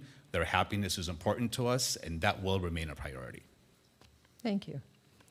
I'm sure there are some who will be happy to hear some of that. I have some concerns regarding parking. If I understand correctly, when this project concludes, there will be at most a handful, more parking spaces than there are now. But there will be 135 more units. I'm struggling, incentives, waivers aside, I'm struggling to understand how this will work. Now, I've heard that there are lots of open spaces, empty spaces, not being utilized, it's underutilized. I've heard that there's not enough parking. Do you have anything that will help ease my mind regarding this concern? Yes. I can start with most tenants sign one-year leases, and it is always our goal for a tenant to renew a lease. And if tenant is not happy for any reason during that year, including because they struggle finding parking, we risk losing a tenant. We don't like losing tenants. So just if you look at it purely from a selfish economic perspective, we are as incentivized, if not more than anyone, to ensure that the parking situation works. We looked at the parking very closely and struck what we believe is a great balance between adding residential units and residential density while not at least losing any parking spaces. Based on operations, the on-site team is very confident that residents will continue to be able to park because, as you noted and as some speakers said, there is excess parking. Okay, somebody mentioned something, and I want to make sure that I understand this. Somebody said that the plan was for 1.5 spaces for a 2-bedroom unit. I thought that I saw 1.5 spaces for a one-bedroom unit and 2 spaces for a two-bedroom unit. Am I mistaken? I mean, I'm assuming, and it's an assumption, that sort of the math was taking total density divided by number of parking spaces. But no, that's probably doing the math getting there, but I don't know. Commissioner Fassberg, if I Please. may also jump into on your first question about some clarity on the parking. Yeah. One thing I do want to point out, so right now, there's 1,231 existing parking spaces on site. Because this property was developed even before the city incorporated and well before our current zoning code, I don't know what those parking stall dimensions are. We have heard some testimony that those parking stall dimensions appear to be for compact parking spaces. So one thing that I'll note is that their proposal is to remove 418 parking spaces. In theory, most of those are probably non-conforming in terms of size, and replace it with 421 new parking spaces on site. Those 420 parking spaces will meet our current parking code requirements. The 9-foot stall width and 18-foot dimension length is consistent with our current code requirements. So that's, you're taking potentially 400 non-compliant parking spaces and replacing it with 400 compliant parking spaces. An upgrade. Okay, thank you. Sorry. We can't. Public hearing is closed. Okay. Do we have anything else? Yeah, Please. I do. Has the applicant, has Avalon, has there been any consideration of including more than 27 affordable units? Has that been considered? Is it something that would be considered? I understand, fully understand what the 27 represents. That understanding aside, is it something that has been considered? Is it something that would be considered? It has been considered, And? we didn't necessarily come up with a 20%. So at a 20% density bonus, we are entitled to 173 units. I may be off by 1 or 2. We're only requesting 3, right? So we don't have to provide the 20%. We could have provided less than the 20% and still been able to get a density bonus to qualify for the incentive waivers and the additional density. The 20%, one, we felt was an important number, but we also, in some respects, reverse engineer. Construction costs are extremely high, and doing the math, having any more puts the property beyond jeopardy of actually being developable. Okay. So, just to be clear, it has been considered, and 27 is the number. Correct, Commissioner. Okay. All right. I don't have anything further. Vice Chair? You're up. I'm going to be last. One thing I heard just now, and I just want to make it clear on the record, is you're committing right here, right now, to letting tenants out of their lease if they're not happy with whatever accommodations you'll try to do first. I know that there was a few levels, try to get them into another unit on the property, try to get them to another property that you guys own, but ultimately, are you committing to letting these tenants out of their lease? Chair, we've already had those discussions with tenants that have asked, and will continue to, yes. Yes, okay. Floor is yours. Oh, Commissioner Leah. I do have a question. Going back to the parking, the new parking is a couple more than the old parking, but you're adding 139 units. How does that math work in your mind? Well, again, going back to Commissioner Fassberg's when I was responding to her question, there is existing excess space, and in addition to the spaces that are located on site, because of the way the property is developed, there are an additional 160 spaces on the internal streets. So we have thoroughly looked at actual usage and are very confident that parking supply will be sufficient. Right, but those parking spaces on the internal streets existed before the new units will be added. Correct. So I don't understand how the math works for parking.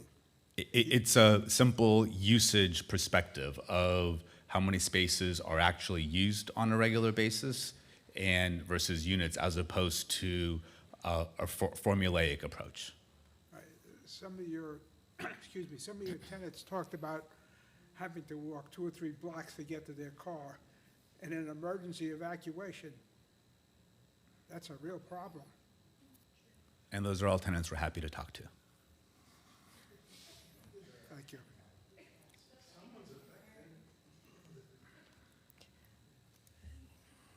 I'm up? Okay. I've been around here a long, long time. Yes, sir. I was involved with the original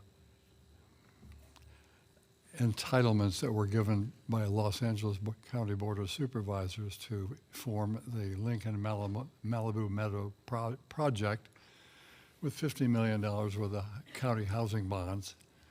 And basically everything the county of LA could do in order to enable them to build that number of units. And they did at that time get a density bonus, I think, of 120 units. So it was ultimately the 600 units you're talking about. And that's the period of time before we were incorporated, before we had any authority, in fact, before we had a pencil at this place. You know, we were dealing with how you deal with the Regional Planning Department of downtown Los Angeles County and all the limitations that were therein. And in our 35 years, we've actually made a lot of progress, as you can tell. And you want to build here because it's a great place to build. And it's also a great place to operate a business, and Avalon has been a very successful business in our community. I take a very big picture view because I've been dealing with the restoration of the Malibu Creek watershed where you're located, and you're a pivotal property in that place. And we have a water district that is, you know, collaborative with us locals as well as state conservancy and state parks and so many other organizations. So, sorry, Mickey Mouse is telling me what time it is on my watch. You have to always listen to Mickey. Another funny story, and that is that I started my career working for Walt Disney and Mickey Mouse way back when. So it's been Imagineering ever since. And that's what your job is. And in fact, and everybody here in this room is Imagineering here, is what do we want our community to be? We know what it is and its shortcomings and its successes, and you've heard a lot of good testimony about how cool it is. Well, I'm actually favorably disposed to recommend that we approve the project or recommend a resolution for approval. But the issues that have me concerned, I think, are largely the ability to deal with the actual development itself, because we have tonight, after an amazing amount of documentation that our staff and our people and you have prepared, well, the developer has prepared, and it's 16 pounds of paper I had to read through. So I think one of the questions I have for staff, which is related to where I'm trying to go with this discussion, is we have findings and we have conditions. And we're looking to approve those findings tonight, and we're usually very strict on what the findings are. And the conditions, there's 80 or some conditions. I want to ask staff, if this were approved, or at least we recommend the resolution to send it to the council with a recommendation for approval or denial, does that give staff and the council and the city the ability to deal with the findings and conditions as they emerge from all that we've learned tonight? Otherwise, we could be here until maybe midnight trying to figure out all those important elements. So help me with that. Yeah, so just to clarify, what will happen tonight if the commission takes a vote, is to direct staff to return with a resolution for either approval or denial of the project. That resolution would also include conditions of approval related to the project. The packet that went forward to the Planning Commission includes findings that were presented by the applicant. I'm So looking right now. the staff can certainly incorporate those findings or tweak those findings as directed by the commission if necessary. And there were also draft conditions of approval included in that packet as well.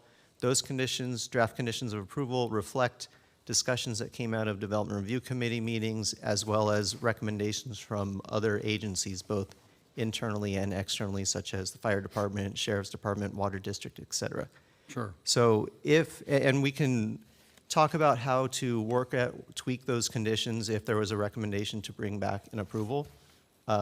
We could still work on those conditions and, make sure that they're drafted accordingly for the resolution. So from a timing standpoint, if it isn't on the page, it doesn't get on the stage today.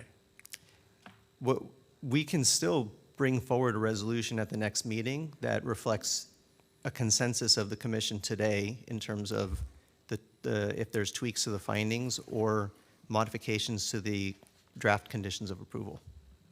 Well, an example, and this is for the audience education as well, the final condition on the 83 conditions that are on this page that this applicant has to satisfy with all the departments of the city and all of the contracted organizations like LA County Fire. It says, number 83 is prior to the issuance of building permits, the applicant shall obtain any and all applicable permits and approvals from the Los Angeles County Fire Department.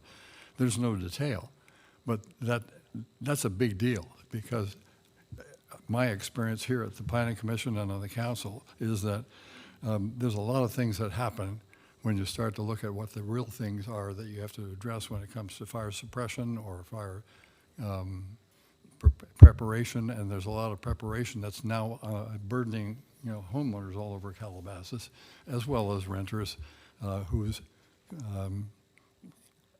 landlords have to be responsible for the same kind of protections that we're all talking about. So I'm asking about how much flexibility do we have, or do we have to try to get it all done tonight? Otherwise, I have a whole bunch of things I'd like to add to the record. But if it's really a question of that beyond 83 on the attachment E, if we have some ability to deal with that, not only with what you've heard tonight, but what will sink in from all the things we've talked about, and a big concept that I want to toss your way, because you heard from Fred Gaines, who was a city council member and a planning commissioner and a library commissioner, and he said we did specify that this is what the project should be.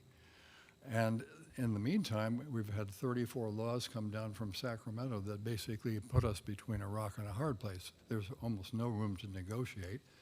And as you've described, we're looking at incentives, whatever they may be seen as, and waivers as well. I have trouble with several of the waivers because having dealt with things like the Malibu Creek watershed for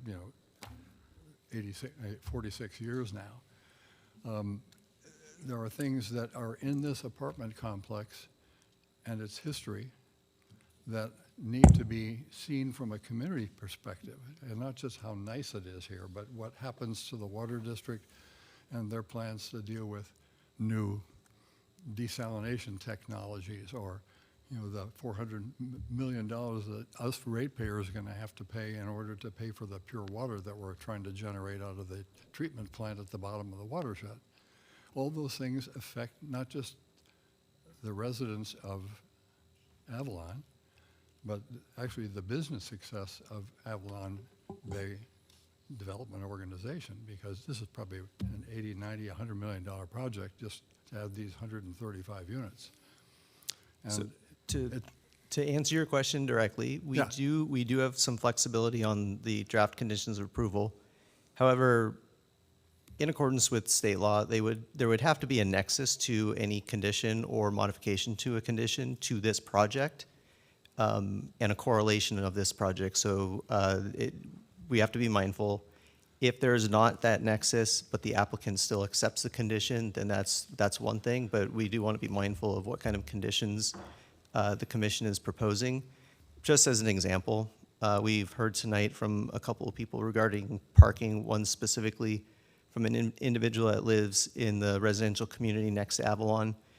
I believe that it would be appropriate if the commission wanted to add a condition that prohibits tenants of Avalon from parking in that residential community above, is it Meadow Creek and Poppy Seed? I think so, yes. So if the commission wanted to add a condition like that, I believe that there would be a nexus because there is the potential that the overflow parking could impact that residential neighborhood, and I believe that that would be defensible. We just want to make sure that any condition, if it's either accepted by the applicant, if it's it should also, there should be a nexus with the project. And with regards to the fire department, at this stage, they were involved in the original review of the application through the DRC process. The fire department has multiple units, including a fire modification or fire fuel modification unit. They have a land development unit. They have an engineering unit. So they have all these different units. From a high-level perspective, they have already reviewed it. They did not have any additional comments to staff. Moving forward, it still has to go through a very comprehensive review with the fire department to make sure that it meets all building fire code requirements to meet the very high severity zone. So that's why we have that condition in there, because that's a whole long process that they would have to go through. Fire department wouldn't even accept an application at this stage because they don't have an entitlement or an approval from the city. So they need to get that first in order to move on to a lot of the next steps with the fire department. This is why I get back to my compliment to you and staff and to the developer, because I have 15 pounds worth of studies and documentation, and it's the best of all the efforts that we can put into this. But for us to sit here, between now and maybe midnight and list all the things that might be potentially conditioned in order to, get an approval, that has me concerned. And I think that the second example would be the sheriff's department has its evacuation responsibilities, as well as, law enforcement and crime protection and everything else. And evacuation is a critical component of their service. And that would be one of the conditions, that you don't get a permit unless you actually solve those problems, at least to the satisfaction of the best that we can all do together, right? Am I correct in making that statement? That is correct, yeah. Okay.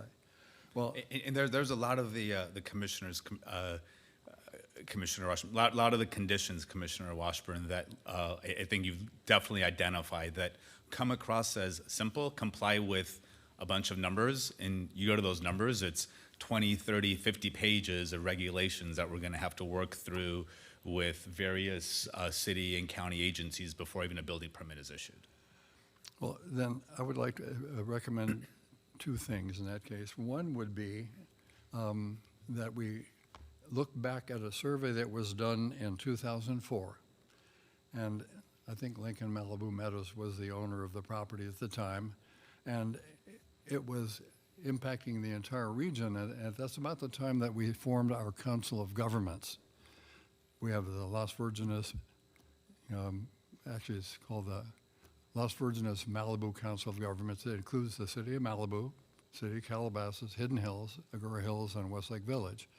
And LA County 3rd District Supervisor was an ex officio member of that body. And we actually got funding from SCAG to be able to make that work. Well, that survey right there, which I will give to our Director of Planning and Development, and they should make that available to you. It tells you what people feel about their community when it comes to safety and fire preparation and all this stuff. And we're all now being asked to deal with insuring our properties at 2 and 3 and 10 times the previous rates before Woolsey and before the Palisades and Malibu fires, all of which are affecting this whole region, and which affect the critical space that Michael was talking about when, if there is a conflagration, which there have been many times now, and it doesn't get any better these days, we're going to have to figure out how we get out of that pickle.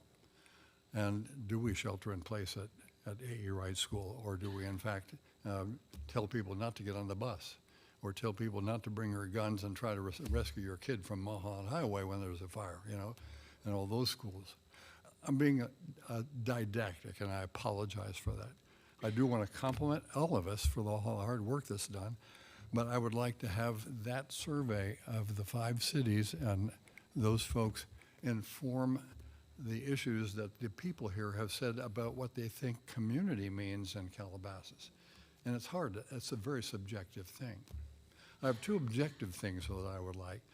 I'm all in favor of providing the affordable housing that you've proposed at 27 units. But I also have heard that there are vacancies that might be as many as 25, 30 vacancies. How about considering this possibility? The city of Calabasas, because of the 34 laws and all the constraints and all the privileges we have to give to the developer community, how about we add another 30 units of affordability by using the vacancies that are there, so that it's 27 units of new affordable housing. And I hate using a term, it's really workforce development or low-income housing. And even that in Calabasas is, you better be paying a third of your entire earnings to live here. That's the way that works. But how about considering, or would you consider, converting another 20 or 30 or 40 units, but for lesser time than the 55 years that we're constraining you to on the affordability of the 27 units that you're looking to add.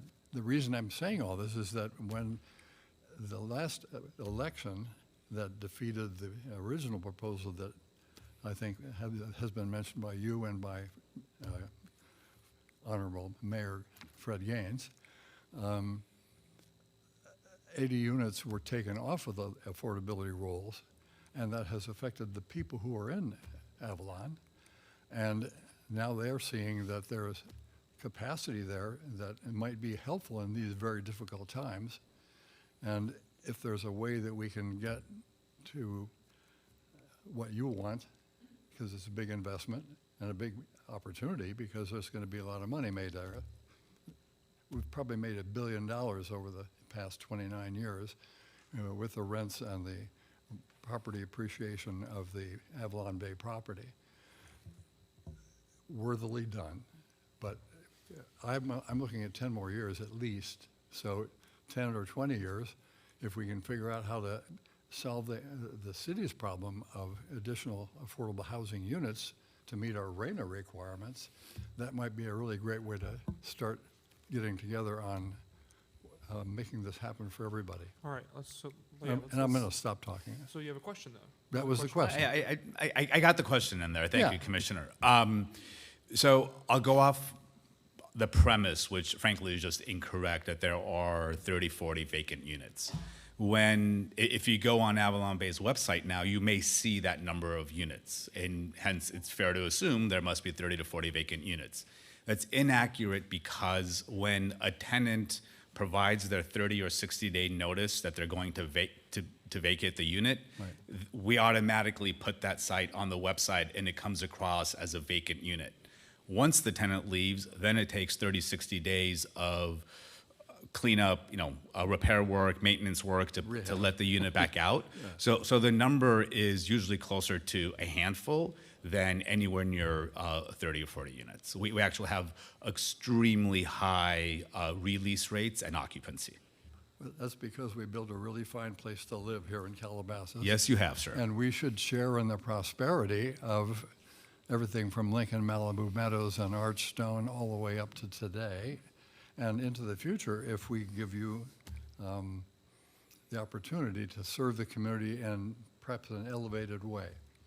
So my question, I guess, is would you consider adding affordable housing from existing inventory, however it needs to be worked out, in order to get the reward that the larger committee needs, and some of the folks who are here might want to actually rent the new, and more affordable units with a 20% discount or whatever it is going to be. So That's the question. and Are you it's willing to look at that opportunity? So as I was responding to Commissioner Fassberg's question, because they're sort of similar in line, that was all part of a nucleus and a discussion. And, while it doesn't formulate in a rational brain, the construction costs are so high and rents are what rents are. The margins are not what we all think there are, and burdening with an additional 20 or 30 units will simply make the project as proposed infeasible to build. It's just, we will not be able to economically do it. Would you look at some method of dealing with that kind of a reformulation? We will certainly consider it, yes, Commissioner Washburn. And we will look into it. It's hard for me here on the dais to come up with numbers and all that, but the question is a good one, and this one will. Well, it might speed things up for Understand. everybody, because all the hard work has been done. We know what the issues are. We know what the people think. But what we're going to do next is always the big problem. And you got 83 conditions you have to meet if you want a permit. And we don't want to have that bureaucratic machine grinding on all of us, rather than getting the work done most efficiently and effectively for you and for all of us. Okay. I'm done. Yeah. Thank you, Commissioner Leah. For the city attorney and for the gentleman, if they are going to agree to look at that, we need to change the 5-meeting thing, because we'd have to have another meeting to review it. Can't change it. Well, there's a state We law, can't Bob. change the 5-hearing requirement. We're not able to change the 5-hearing requirement. And the applicant does not have the ability to waive. We have another meeting, they would automatically be in. I believe what we're hearing is that there's an agreement to look at it, there's not an agreement to do it, and we need to move forward today But if they agree without, to do it, we need another additional meeting, and that would put us over the limit. it's not, my point is, this is not an agreement to do it. It's an agreement to look at it without it being a condition of whatever we do today. Is that correct? I agree, Commissioner Fassberg. It's negotiations. And Without a firm conclusion. exactly. And we need to understand But that. you're trying to get votes tonight. All right. Okay. You still have questions for staff? Okay. I'm going to close off the public hearing portion. Thank you so much for making yourself available. Thank you, Chair, members of the Commission. Appreciate your time and attention. Of course. We have questions for staff. So, giddy up. Your turn. Please. Oh, okay, thank you. So we're being asked to grant the so-called incentives and the 7 waivers requested on pages 4 and 5 of the report. But with the 135 new units, in some places, there are all these formulas. So with 135 new units, there could be 270 more cars. There's only 3 additional parking spaces. I don't think the new residents are going to be able to park on the incentives, right? So I'm just trying to understand how we're coming up with these numbers. Like, we have, how many residents are in the current 600 units?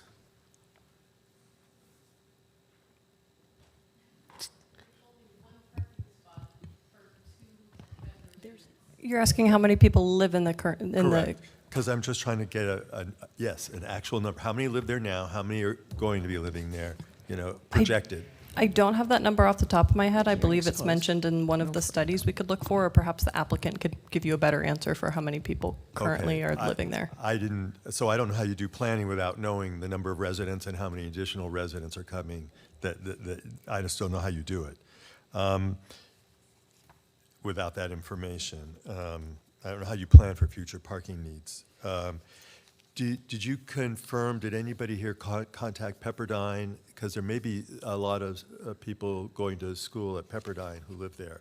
Did anybody contact Pepperdine to see if they are still going to be operating their shuttle between their Malibu campus and their Calabasas campus? It holds 33 people, and apparently their last schedule had 6 round trips every single day. So did anybody contact them? You're asking for the purpose of the transportation assessment? No, I'm asking if anybody contacted Pepperdine about their shuttle. We did not contact Pepperdine about their shuttle. Well, can you? Because maybe you can work out something where you can add a stop at Avalon. Because, you know, it goes from Pepperdine to the campus across from, you know, Erewhon, you know, the Summit Shopping Center. And if you could add a stop, work out an arrangement, a deal somehow, a transportation. I mean, I don't know how, I'm not a transportation person. Maybe Jay can tell me, but maybe there's a way to work out a stop at Avalon. So, and it goes 2 times, it goes 6 times round trip a day. Maybe there's a way to stop there and take people up, you know, get people off the road, in other words, get Yes, we could certainly reach out to them. That it's a private shuttle that's run by the private school, and they would have the numbers for their own ridership and see if it would be in their best interest to, if there's enough demand in ridership, to create a stop there.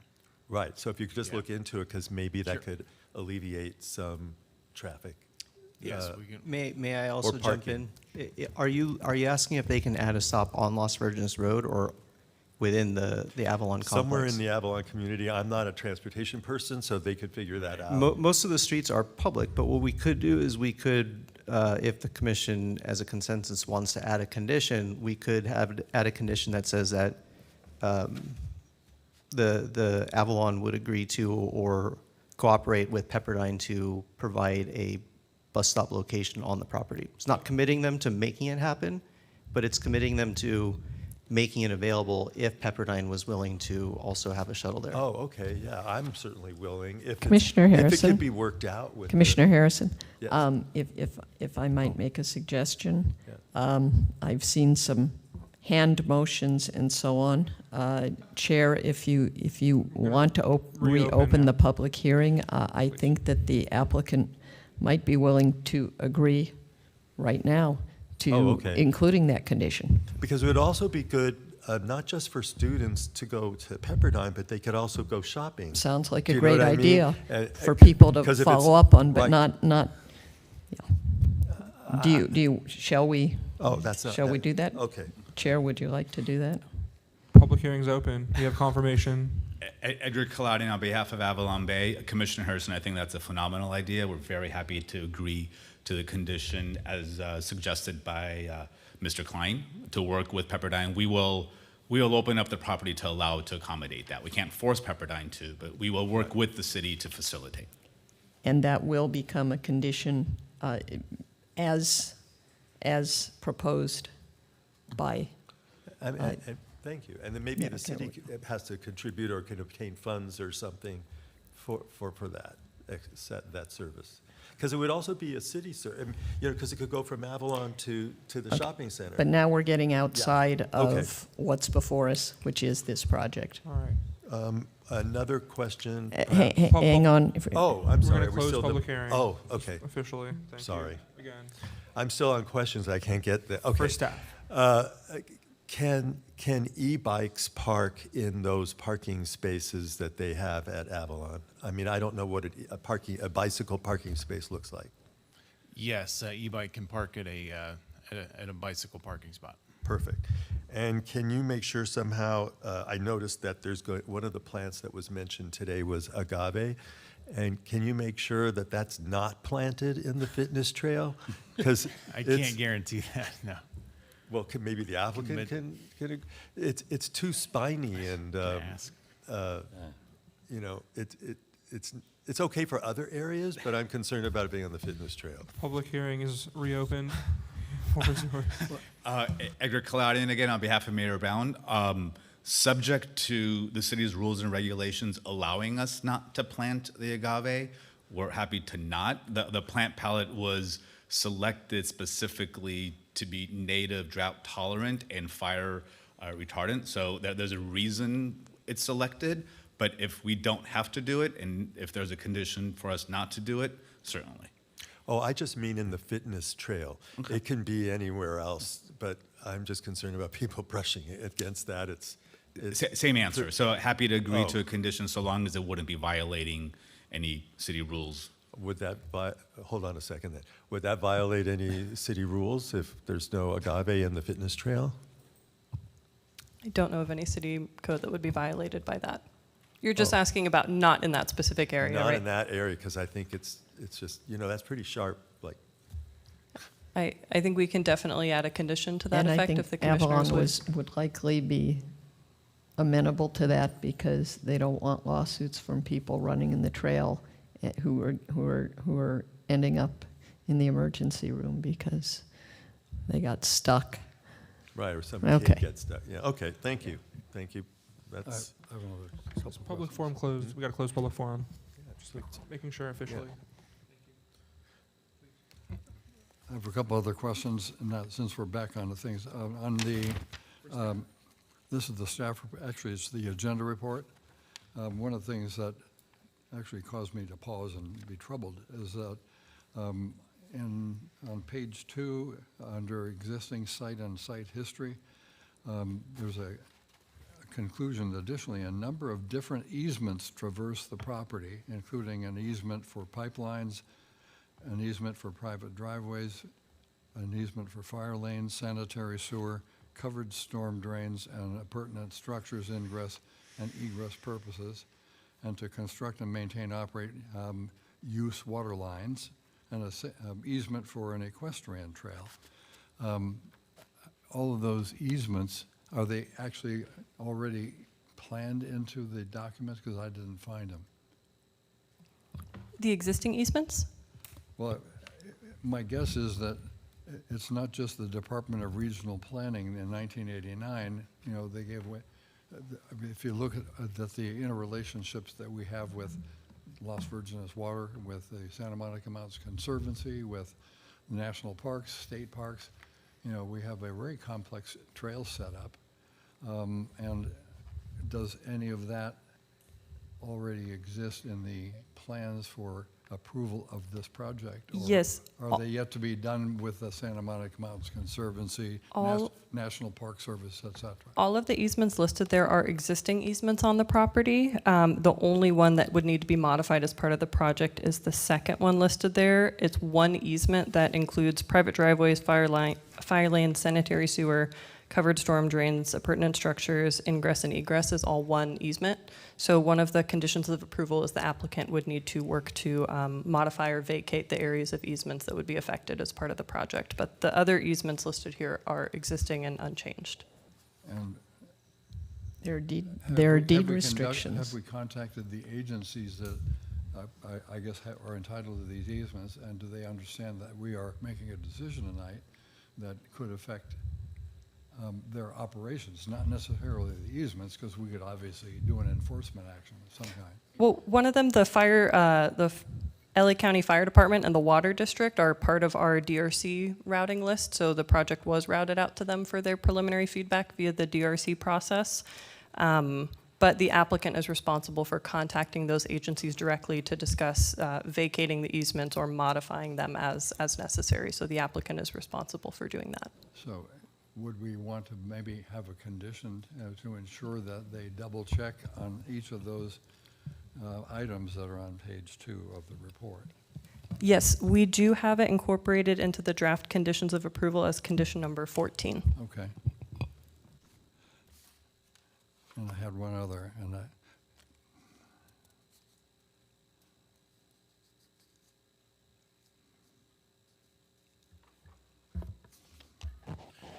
Let's hand it off to our alternate. We'll come back to you, Dennis. Okay, if he has another question, go for it. I just had a question for staff that was brought up. If the tenants had some sort of restriction about parking in the neighborhood, what does that mean for the project with parking? This project did not assume any parking in that residential neighborhood to the north, so it wouldn't have any impact. We're just trying, the proposed, or the recommended condition was just to protect that neighborhood. Just to follow up on that, my concern about that would be enforceability. I would hate to put a condition on the applicant that will be difficult, if not impossible, for them to enforce. That would concern me. I do share that concern as well. So maybe another thought is we could have a condition that requires them to provide in writing direction to tenants on where they are allowed to park and specify that parking is not permitted in that residential neighborhood. That works. Thank you. I have the questions of us. Do we have any other concerns about the waivers that we're being asked to grant here? One of which is waiver of the standard to provide a 100-foot setback from the watercourse based on the distance determined by a qualified biologist. And I'm guessing that that may have been done or looked at, but right now we've spent a lot of time and money and even rehabilitating Las Virgenes Creek from the old city hall all the way down to the intersection of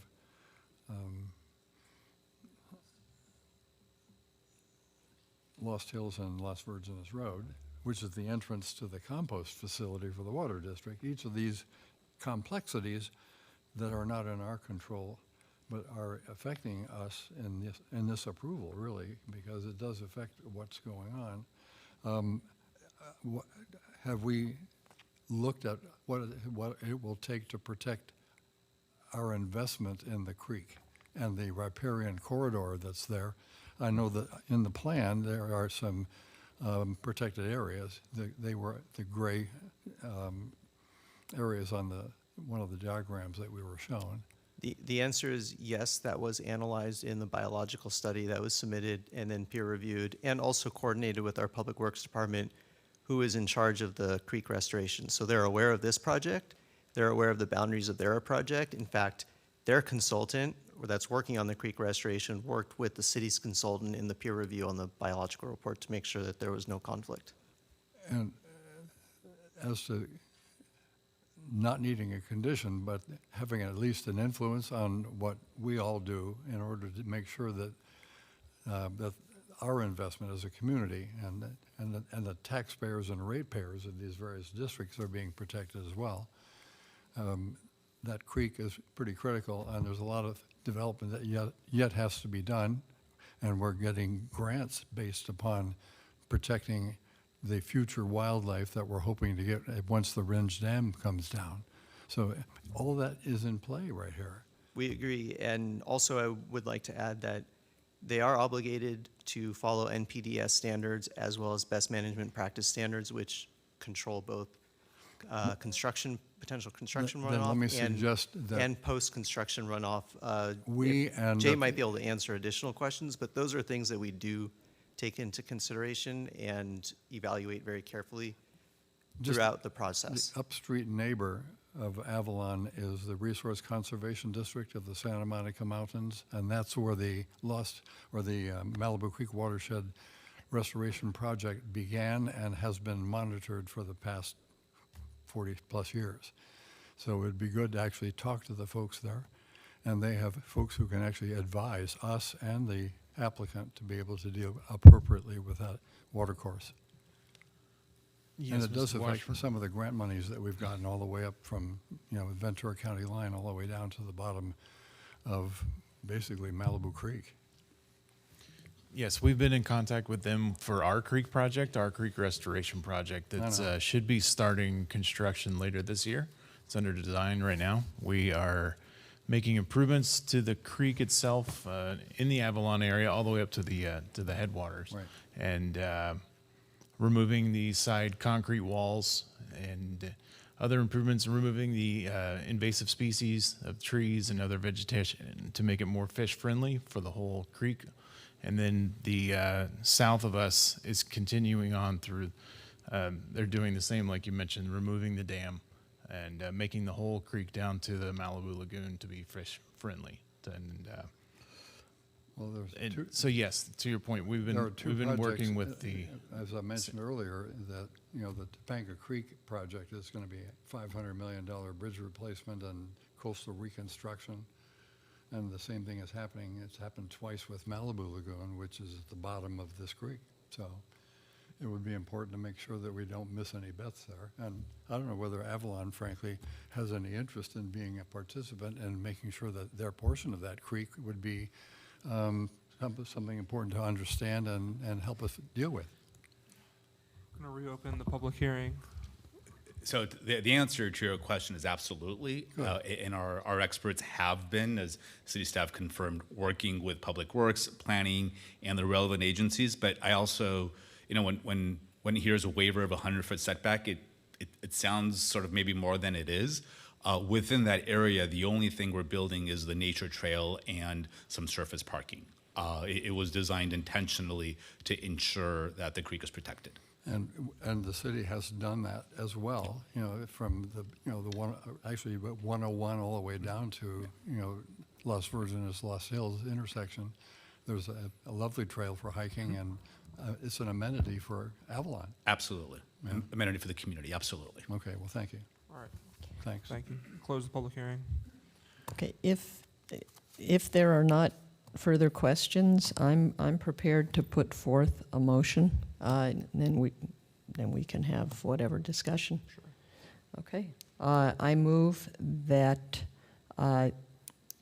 we direct staff to prepare a resolution for approval of file number SPR 2025-001, SCP 2025-001, and OTP 2025-001, and find the project is consistent with the programmatic EIR certified in 2021 for the city's housing element update, and therefore shall not require additional environmental review under CEQA.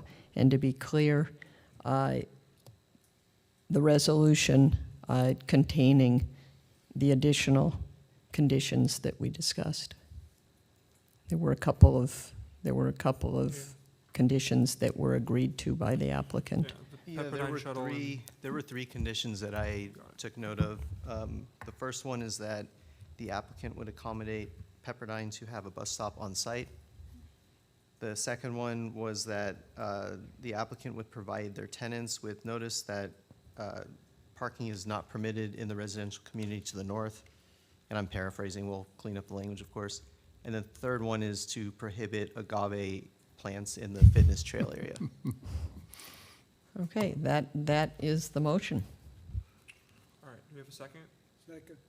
We have a second. Okay. Discussion. Let's talk about it, as if we haven't already talked about it for a couple hours. But I can start down here. Is everyone happy with the 20% increase in height that's being permitted? There wasn't a great explanation for why some of the buildings are several feet higher. I'm not sure why, really. You have to speak But into the it is one of the, I believe it's a waiver. It's a waiver or concession. I know, or- it's a yeah, waiver, it's- 20% over our existing height. Is everyone happy with that? I'm not sure we even have the power to do anything about the waivers and incentives that they've asked for. Well, they said We don't have to be happy. They were requested, it's a requested waiver, But, unlike the. oh, I think they, Oh, no, oh, I see what you're saying. No, I think they're entitled to it if they ask for it. they're in,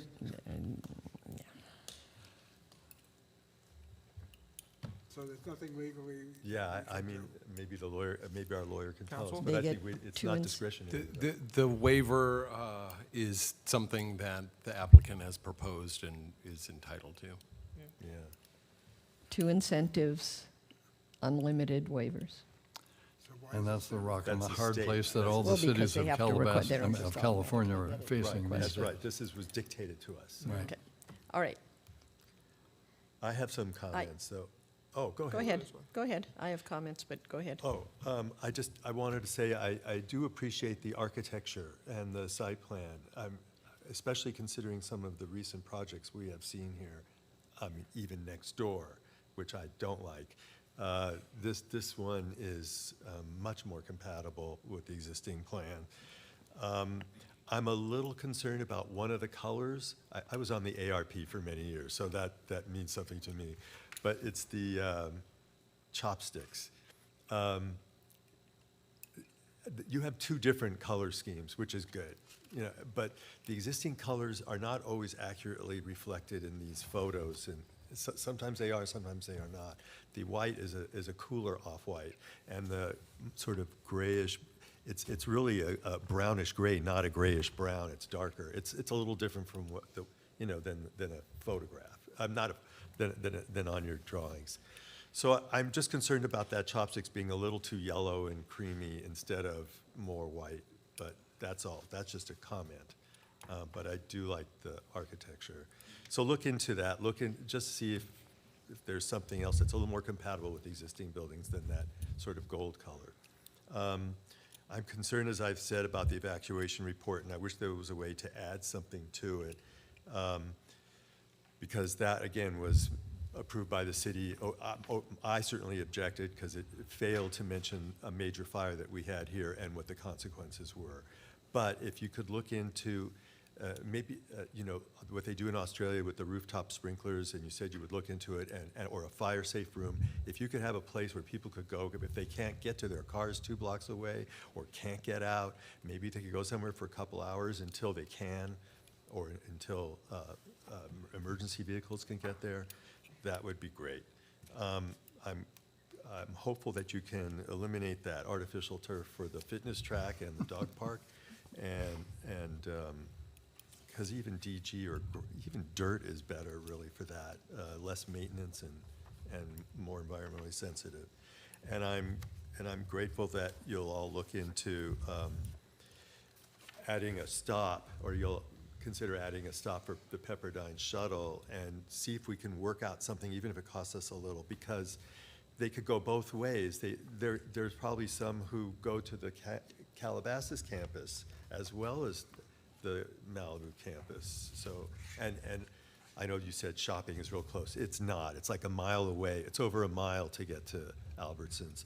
But that'll get you to a shopping center with a market and stores and things. So they could even use it just to go, a mile away to the campus in Calabasas and a shopping center there. So anyway, those are my thoughts. Okay. Thank you. I've got a couple of comments. Yeah? Floor is yours, please.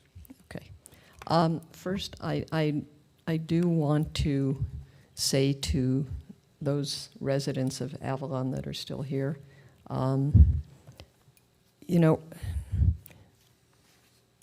we heard what you had to say, and I understand your concerns.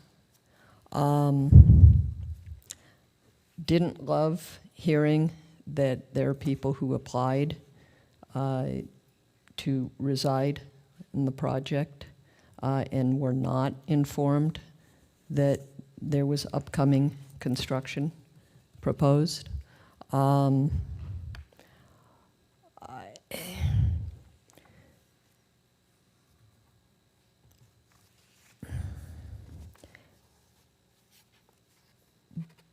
But that being said, you have a lot of practical concerns and understandable concerns. But the fact is that we also, on the commission, have practical considerations. Okay. We heard about someone referred to the impetus behind why 27 affordable units were being included in the project. okay? But that's not really, the why is not really something for us to consider, okay? The laws by which we are constrained, we have to follow them, okay? And they dictate that the act of inclusion of those affordable units triggers certain rights for the applicant, for Avalon, irrespective of why they were included, okay? And at the end of the day, the laws of the city of Calabasas, the laws of the state of California, as was pointed out in the staff report and the staff conclusions,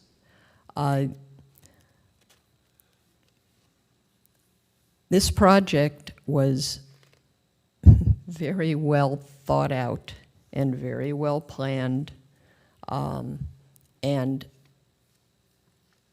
the I's were dotted and the T's were crossed, and as a result,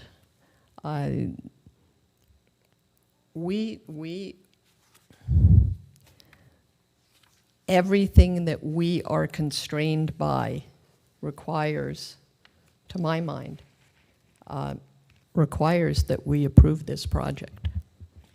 Okay. And that is a practical reality. So, that's all I've got. I'd like to pick up where she left off, if you don't mind.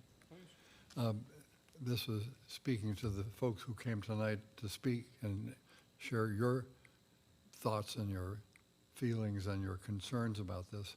You don't have to stop tonight. You open the door. All these folks are paid a lot of money in order to listen to what goes on in our community. So don't be hesitant. If you have a good idea, bring it. If you have a big complaint, if it's not something that is development specific, but it could in fact involve both the development and the city's collaboration, you heard this, this project is going to take 2 or 3 years. And a lot of things are going to happen in those 2 or 3 years. So don't be afraid to be engaged. You can talk to us. You can talk to anybody here in this room. And it helps everybody recognize that community is built by the folks who occupy it. And that you came out tonight to give us your thoughts is really helpful. I expected there would be maybe 4 or 5 people. And every time we have a project, we get into that same thing. So the admonition is, don't just figure that tonight's the end of the story. You have people that are willing to listen and help, and I'm sure the developer, frankly, would want to make sure that there isn't something that pops up that isn't going to be considered and taken care of. And you might even organize yourselves in one way or another just to represent yourselves as well as you can to us and to the owner of the property. That's all I got to say. So public hearing is closed. I'm sorry. I just want to build off that. I don't want to speak abstractly. I hear you guys. I mean, Dimitri, Tanner, Cooper, Anna, like I hear everybody that came up here, but you guys have to understand, you know, they did cross all the T's and dot the I's, so that if the city were to deny this, then the city opens themselves up, we open ourselves up to a lawsuit.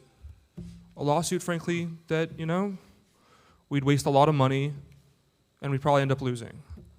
This is a result of, you know, state policy. This is a housing crisis. The state of California has told cities like us, we have to build. We have to create a framework for developers to build. And we did that, because if we didn't, we'd be breaking state law. And now we'd be breaking the law if we were to deny plans that were to fit squarely within that framework. So I've been, I'm gonna use the word victim to renting a place that I loved and having a sunrise that I loved and then seeing this new building get built. It was in Warner Center. Like, I remember the day I lost my sunrise. It was a terrible day. And unfortunately, I had to leave. And the reality is, sadly, for a lot of you guys, you're gonna wanna leave. But it's not in our hands. You know, we have a job to do. We have obligations, and we can't break the law. So it's really unfortunate. I just wanted to let you guys know that, you know, we hear you and we feel you, but our hands are tied. Well, in a lot of ways. It's not over. And I'm about to call for the question, but I would encourage anybody who is interested in all the details that have been looked at. All this information is available digitally on cityofcalabasas.com. And you just look it up. It's all there. All 16 pounds of my paper are digitally available, and you'll probably get ideas. And bring them. Take them to the developer, because they're going to be in your community for quite a while. So it doesn't hurt to have that conversation. They say, couldn't we do better? And the answer is more than likely. I hope that you can look at some more affordable units, maybe for 10 years or 20 years. Sorry about that. Anyway, let's vote. All right. Roll call vote? How should we do this? Yeah, you better do that. All right. Commissioner Leah? Aye. Commissioner Washburn? Or sorry, Commissioner Fassberg, my mistake. I look like I'm Commissioner so tired. Washburn. No, you don't. Aye. I'm so sorry. I'm gonna get scolded after this. Vice Chair Washburn. Aye. I vote aye. Commissioner Harrison. Aye. All right. Who would have thought it would be unanimous? Motion carries. And that is, the motion was to develop a recommendation or a resolution for approval, recommending that the council approve this. I think the motion was clear. All right. Can we take another short break? I think we should take. We do have more business. I think we got to take another 5-minute break. If you want to stick around, we're going to talk story polls. I have to go make my amends for Right, calling. we have a story poll item about story polls at Avalon, so. Yes, there'll be time to speak about it. And this one we're not. This one's gonna go. This one's gonna go fast.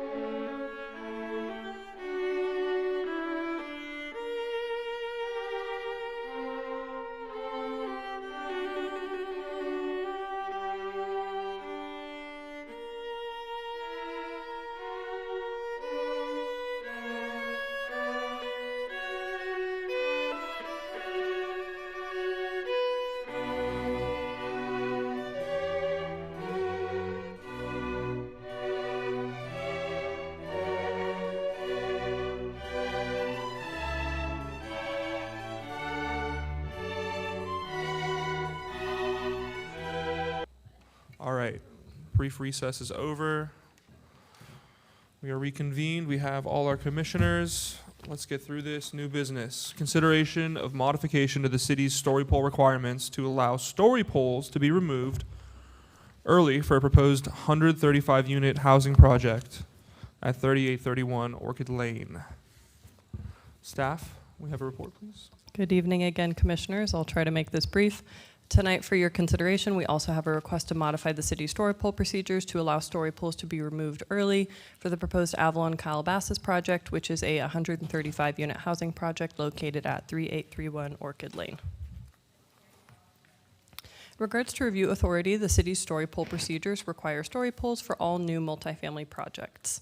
And in cases where 100% of the project mass cannot reasonably be depicted with story poles, or if the story poles have been rendered no longer effective, the review authority for modifications to the story pole requirements shall be the Planning Commission per the story pole procedures. Story poles were installed on May 19th, 2026, so the poles have been installed for almost 2 months.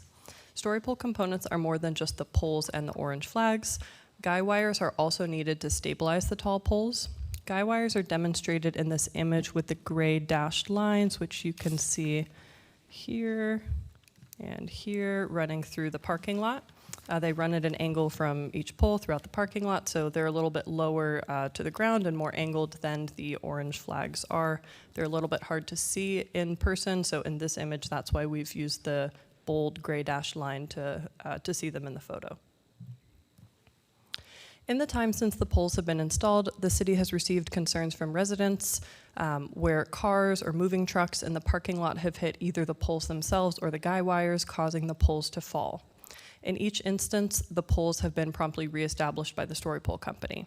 This photo was taken by a resident, and it was included by the applicant as part of attachment B in your packets for this item, showing the fallen poles and flags. No residents or their vehicles have been hit by falling poles, but you can see in this photo that if a car had been parked in this parking spot, the pole would have damaged the vehicle. For this reason, we have heard from multiple residents with safety concerns regarding keeping the story poles up. The guidelines allow the Planning Commission to determine if story poles should be reestablished in instances when vandalism has rendered the poles no longer effective. Although the situation is not vandalism in that no one is intentionally hitting the poles or the guy wires, the effect to the poles is the same, that there have been repeated impacts which are rendering the poles no longer effective and are creating a hazardous situation within the parking lot. So in that instance, the Commission therefore has the authority to determine if story poles should continue to be maintained. So given the safety hazard, the concerns that have been raised by residents, and the fact that poles have been installed for almost 2 months, staff recommends that the Commission consider the applicant's request to remove the story pole installation early, following tonight's July 16th Planning Commission meeting. Thank you. We're available for questions, and the applicant is also here for questions. Alrighty, thank you. I think we can get through this one quickly. Do we have any members of the public that would like to speak on this? Okay. I would like to make a motion to remove the story pose. Remove the story pose. Yeah. All right. Any discussion? Well, I have questions. We do have questions. Okay. Sure. So for staff, anyway, do we even have the power to? How do we have the power to do this? To remove it? I mean, I don't mind the concept, but I don't know what basis we have to.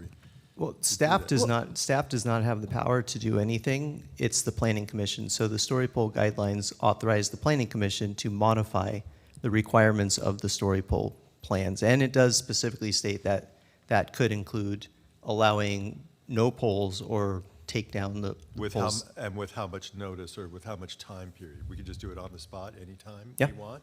We can modify a particular project story pole requirements is what you're saying? Yeah, not the whole story pole procedures. If, in this case, we have a specific applicant, project applicant, that's requesting a modification, and the Planning Commission can 100% approve any form of modification they want in accordance with our story pole guidelines. Michael, it's your attachment A. I didn't find it in there. But I also think that in general, we shouldn't require the story poles after a hearing. Okay, well, But but that's not before us today. No, okay. So show me where in attachment A, because I didn't see that. It's towards the end of the document, Planning Commission, there's a provision So the, in there. and isn't there? and That's my isn't- copy. And isn't the safety the responsibility of the applicant? But the applicant is required to have the story poles up. They can't unilaterally remove them. They can come to us saying, this isn't safe, give us the authority to remove them, and that's precisely what has happened here. Okay, can you point out where it is? I just still don't know where it is. Either show me or read it to me. Duration.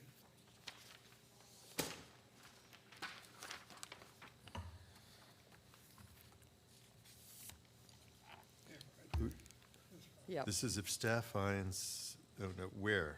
Show me. Hold on. Okay, last line of the first page in the section of duration, if at any time the story poles become unsafe, they shall be repaired as soon as possible by the project applicant or removed and replaced with safe poles as soon as possible. If any poles fall down prior to the hearing date, they shall be promptly replaced, et cetera. We're not talking about prior to the hearing date. Right, well, they've you already don't have done it- that. okay, But, but- so where does it say we can, You- where does it say the planning commission has authority to do what we're being asked to do? At the- I don't see it anywhere. At the bottom of page 3 in the story pole procedures. Oh, the now we're on com- a different page, okay. Yeah, the component that we mentioned specifically in the presentation, there's a line in the last paragraph, second to last paragraph at the bottom of page 3, that says, "The planning commission shall be the body to determine if story poles should be reestablished in instances when vandalism has rendered the story poles no longer effective." So That's not applicable. yeah, it's not necessarily vandalism in that it's not purposeful, but what we had mentioned earlier is that the planning commission is the body to determine if poles should be reestablished if they are deemed no longer effective. No, it says if they're vandalized, or no. You know what, Michael, sometimes you have to interpret the language. See, I and don't have a it's- problem, I don't have a problem with it because the hearing's taken place and they've had ample notice, and believe me, they put up story poles that actually look like the project, unlike the It Commons. actually depicts it, Right, yep. which, unlike the Commons, which put up story poles Yep. which were nonsense and hid them in pictures, so you have no idea about that apartment tower going up. Okay, but that so project that is part not good, before and us, I so don't mind, I let's- just don't see a legal basis for doing what we're being asked to do. Well, There's and al- we, And you've pointed out 3 different sentences that don't show that If we you have that put it, authority. if you put it all together, I interpret it as giving us the authority. And it also says, Maybe you guys can, you're the lawyer, maybe somebody can help us here. I I know, because it's not here, that's the problem. I know, there are a lot of lawyers here. that provision we just looked at But gives there's- the commission No, it says the if there's authority. vandalism, and there's no vandalism. I interpret it to provide you all There- the authority to well, approve. the poles have been knocked over. I guess it's hard to define whether it was intentional vandalism or if it was an accident. I mean, there's that, Investigation is underway. there's that component. The investigation's underway. When and it's vandalism the spirit of the law. has rendered the story poles no longer remain effective. in And it's just place not during, true. no, because there's an. You see vandalism, I guess that's what you have to make a finding there's been vandalism Michael. without any evidence. Michael. What? Okay, no, look, guys, I'm going to I tell you- abstain I because tell there's you no what. legal authority for this. I But tell you- I would say to the city attorney that this needs to be revised.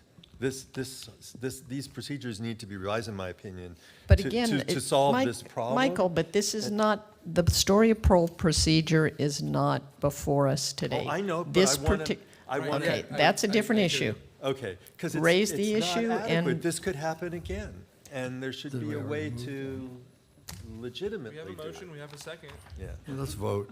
We have a motion, we have a second. It's okay. Let's We got take a you. vote. We'll do a roll call. Commissioner Leah, Aye. Commissioner Fastberg, Aye. Vice Chair Aye. Washburn. Aye.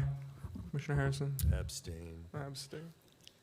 I mean, But if you've I got, can. Does that mean? but Michael, you've gotten your point across. Yes, And it's going to be, the procedures are going to be looked at and hopefully, Change the but wording a not little for bit, so tonight. This is, The motion carries.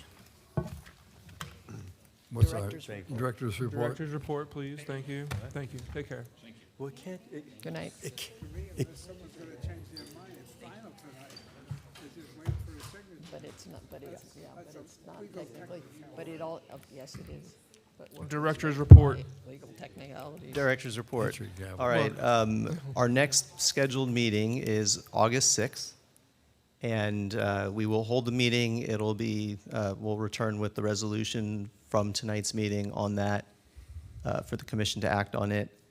After that, we don't really have anything else really planned or scheduled, so if there's no other project that, I mean, we don't have anything on the books yet. It's possible that an application may be deemed complete, at which point, if it is, then we'll hold a meeting. Otherwise, we'll cancel the second meeting in August. At least that's probably where we're heading right now. Now, before we do adjourn our meeting, I do want to mention, I do wish that our city planner, Tom Bartlett, was here tonight. Unfortunately, he did have to deal with a last-minute family issue and was unable to attend our meeting. But with that being said, this would have been his last planning commission meeting, as Tom is retiring in early August. So with that, if you don't mind, I know it's been a long meeting. I do have a speech prepared for Please. the commission. I'm hoping Tom is listening and our fellow colleagues will look back at this later. Our team also knows that I do not like reading speeches, but I thought this was too important to just try and ad-lib it, so I do have a speech, and if you'll bear with me. Before we end tonight's meeting, I would like to take a few minutes to recognize someone whose impact on the city of Calabasas has been truly extraordinary.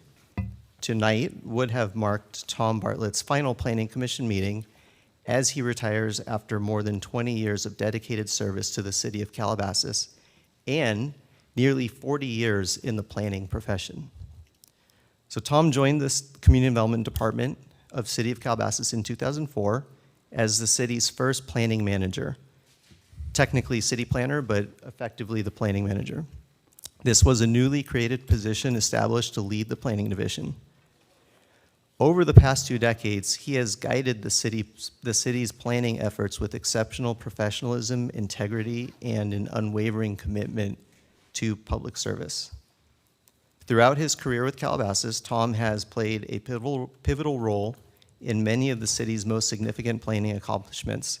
He led the adoption of the 2030 General Plan, guided the city through 4 regional housing needs assessment cycles, oversaw the comprehensive update of the Development Code, and successfully managed the Mont Calabasas annexation.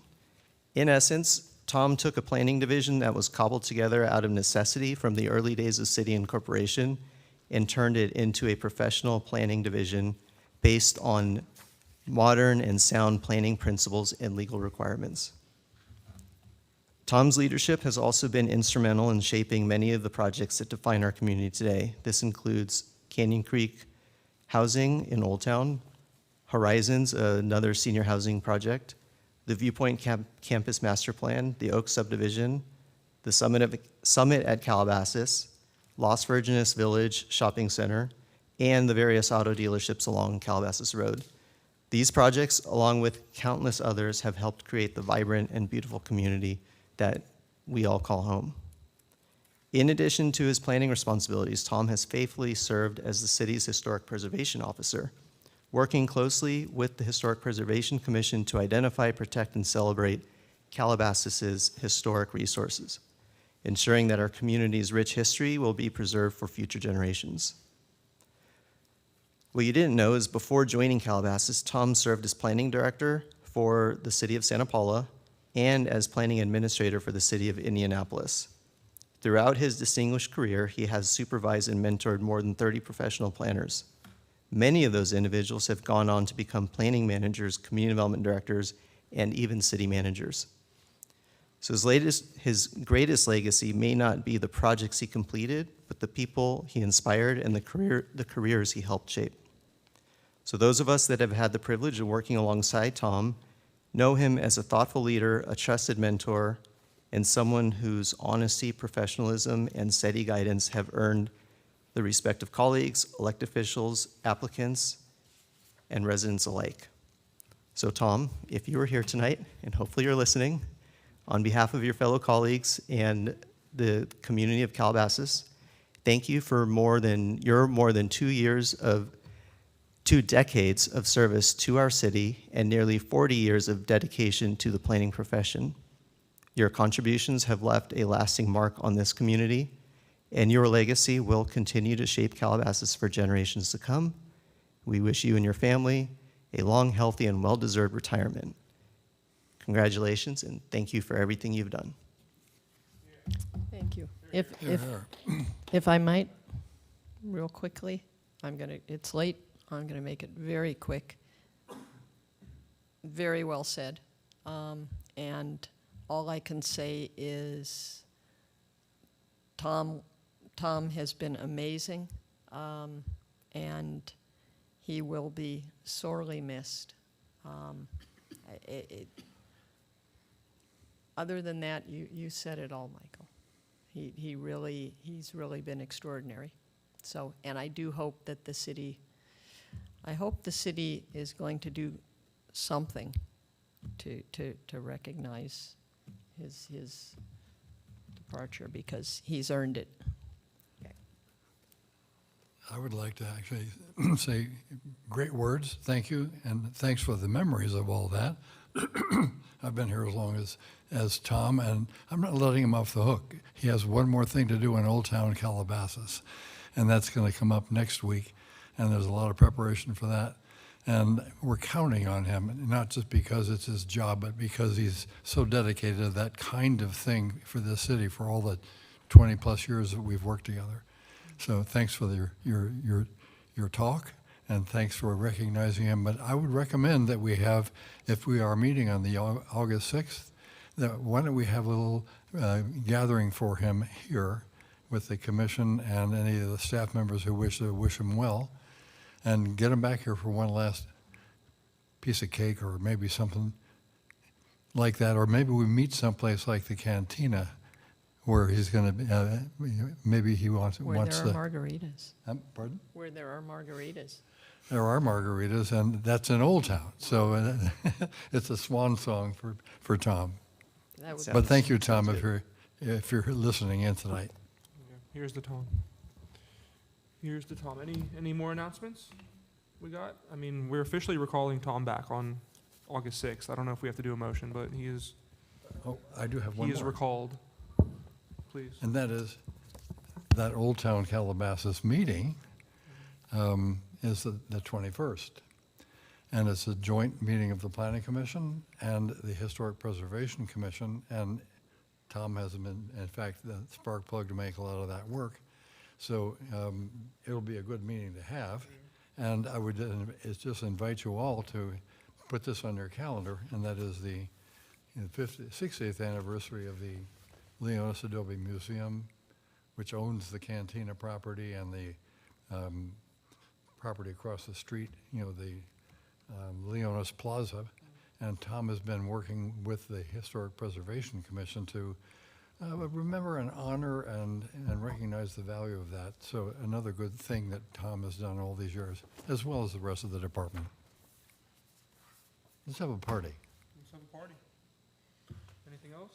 No? I move to adjourn. I second. Second.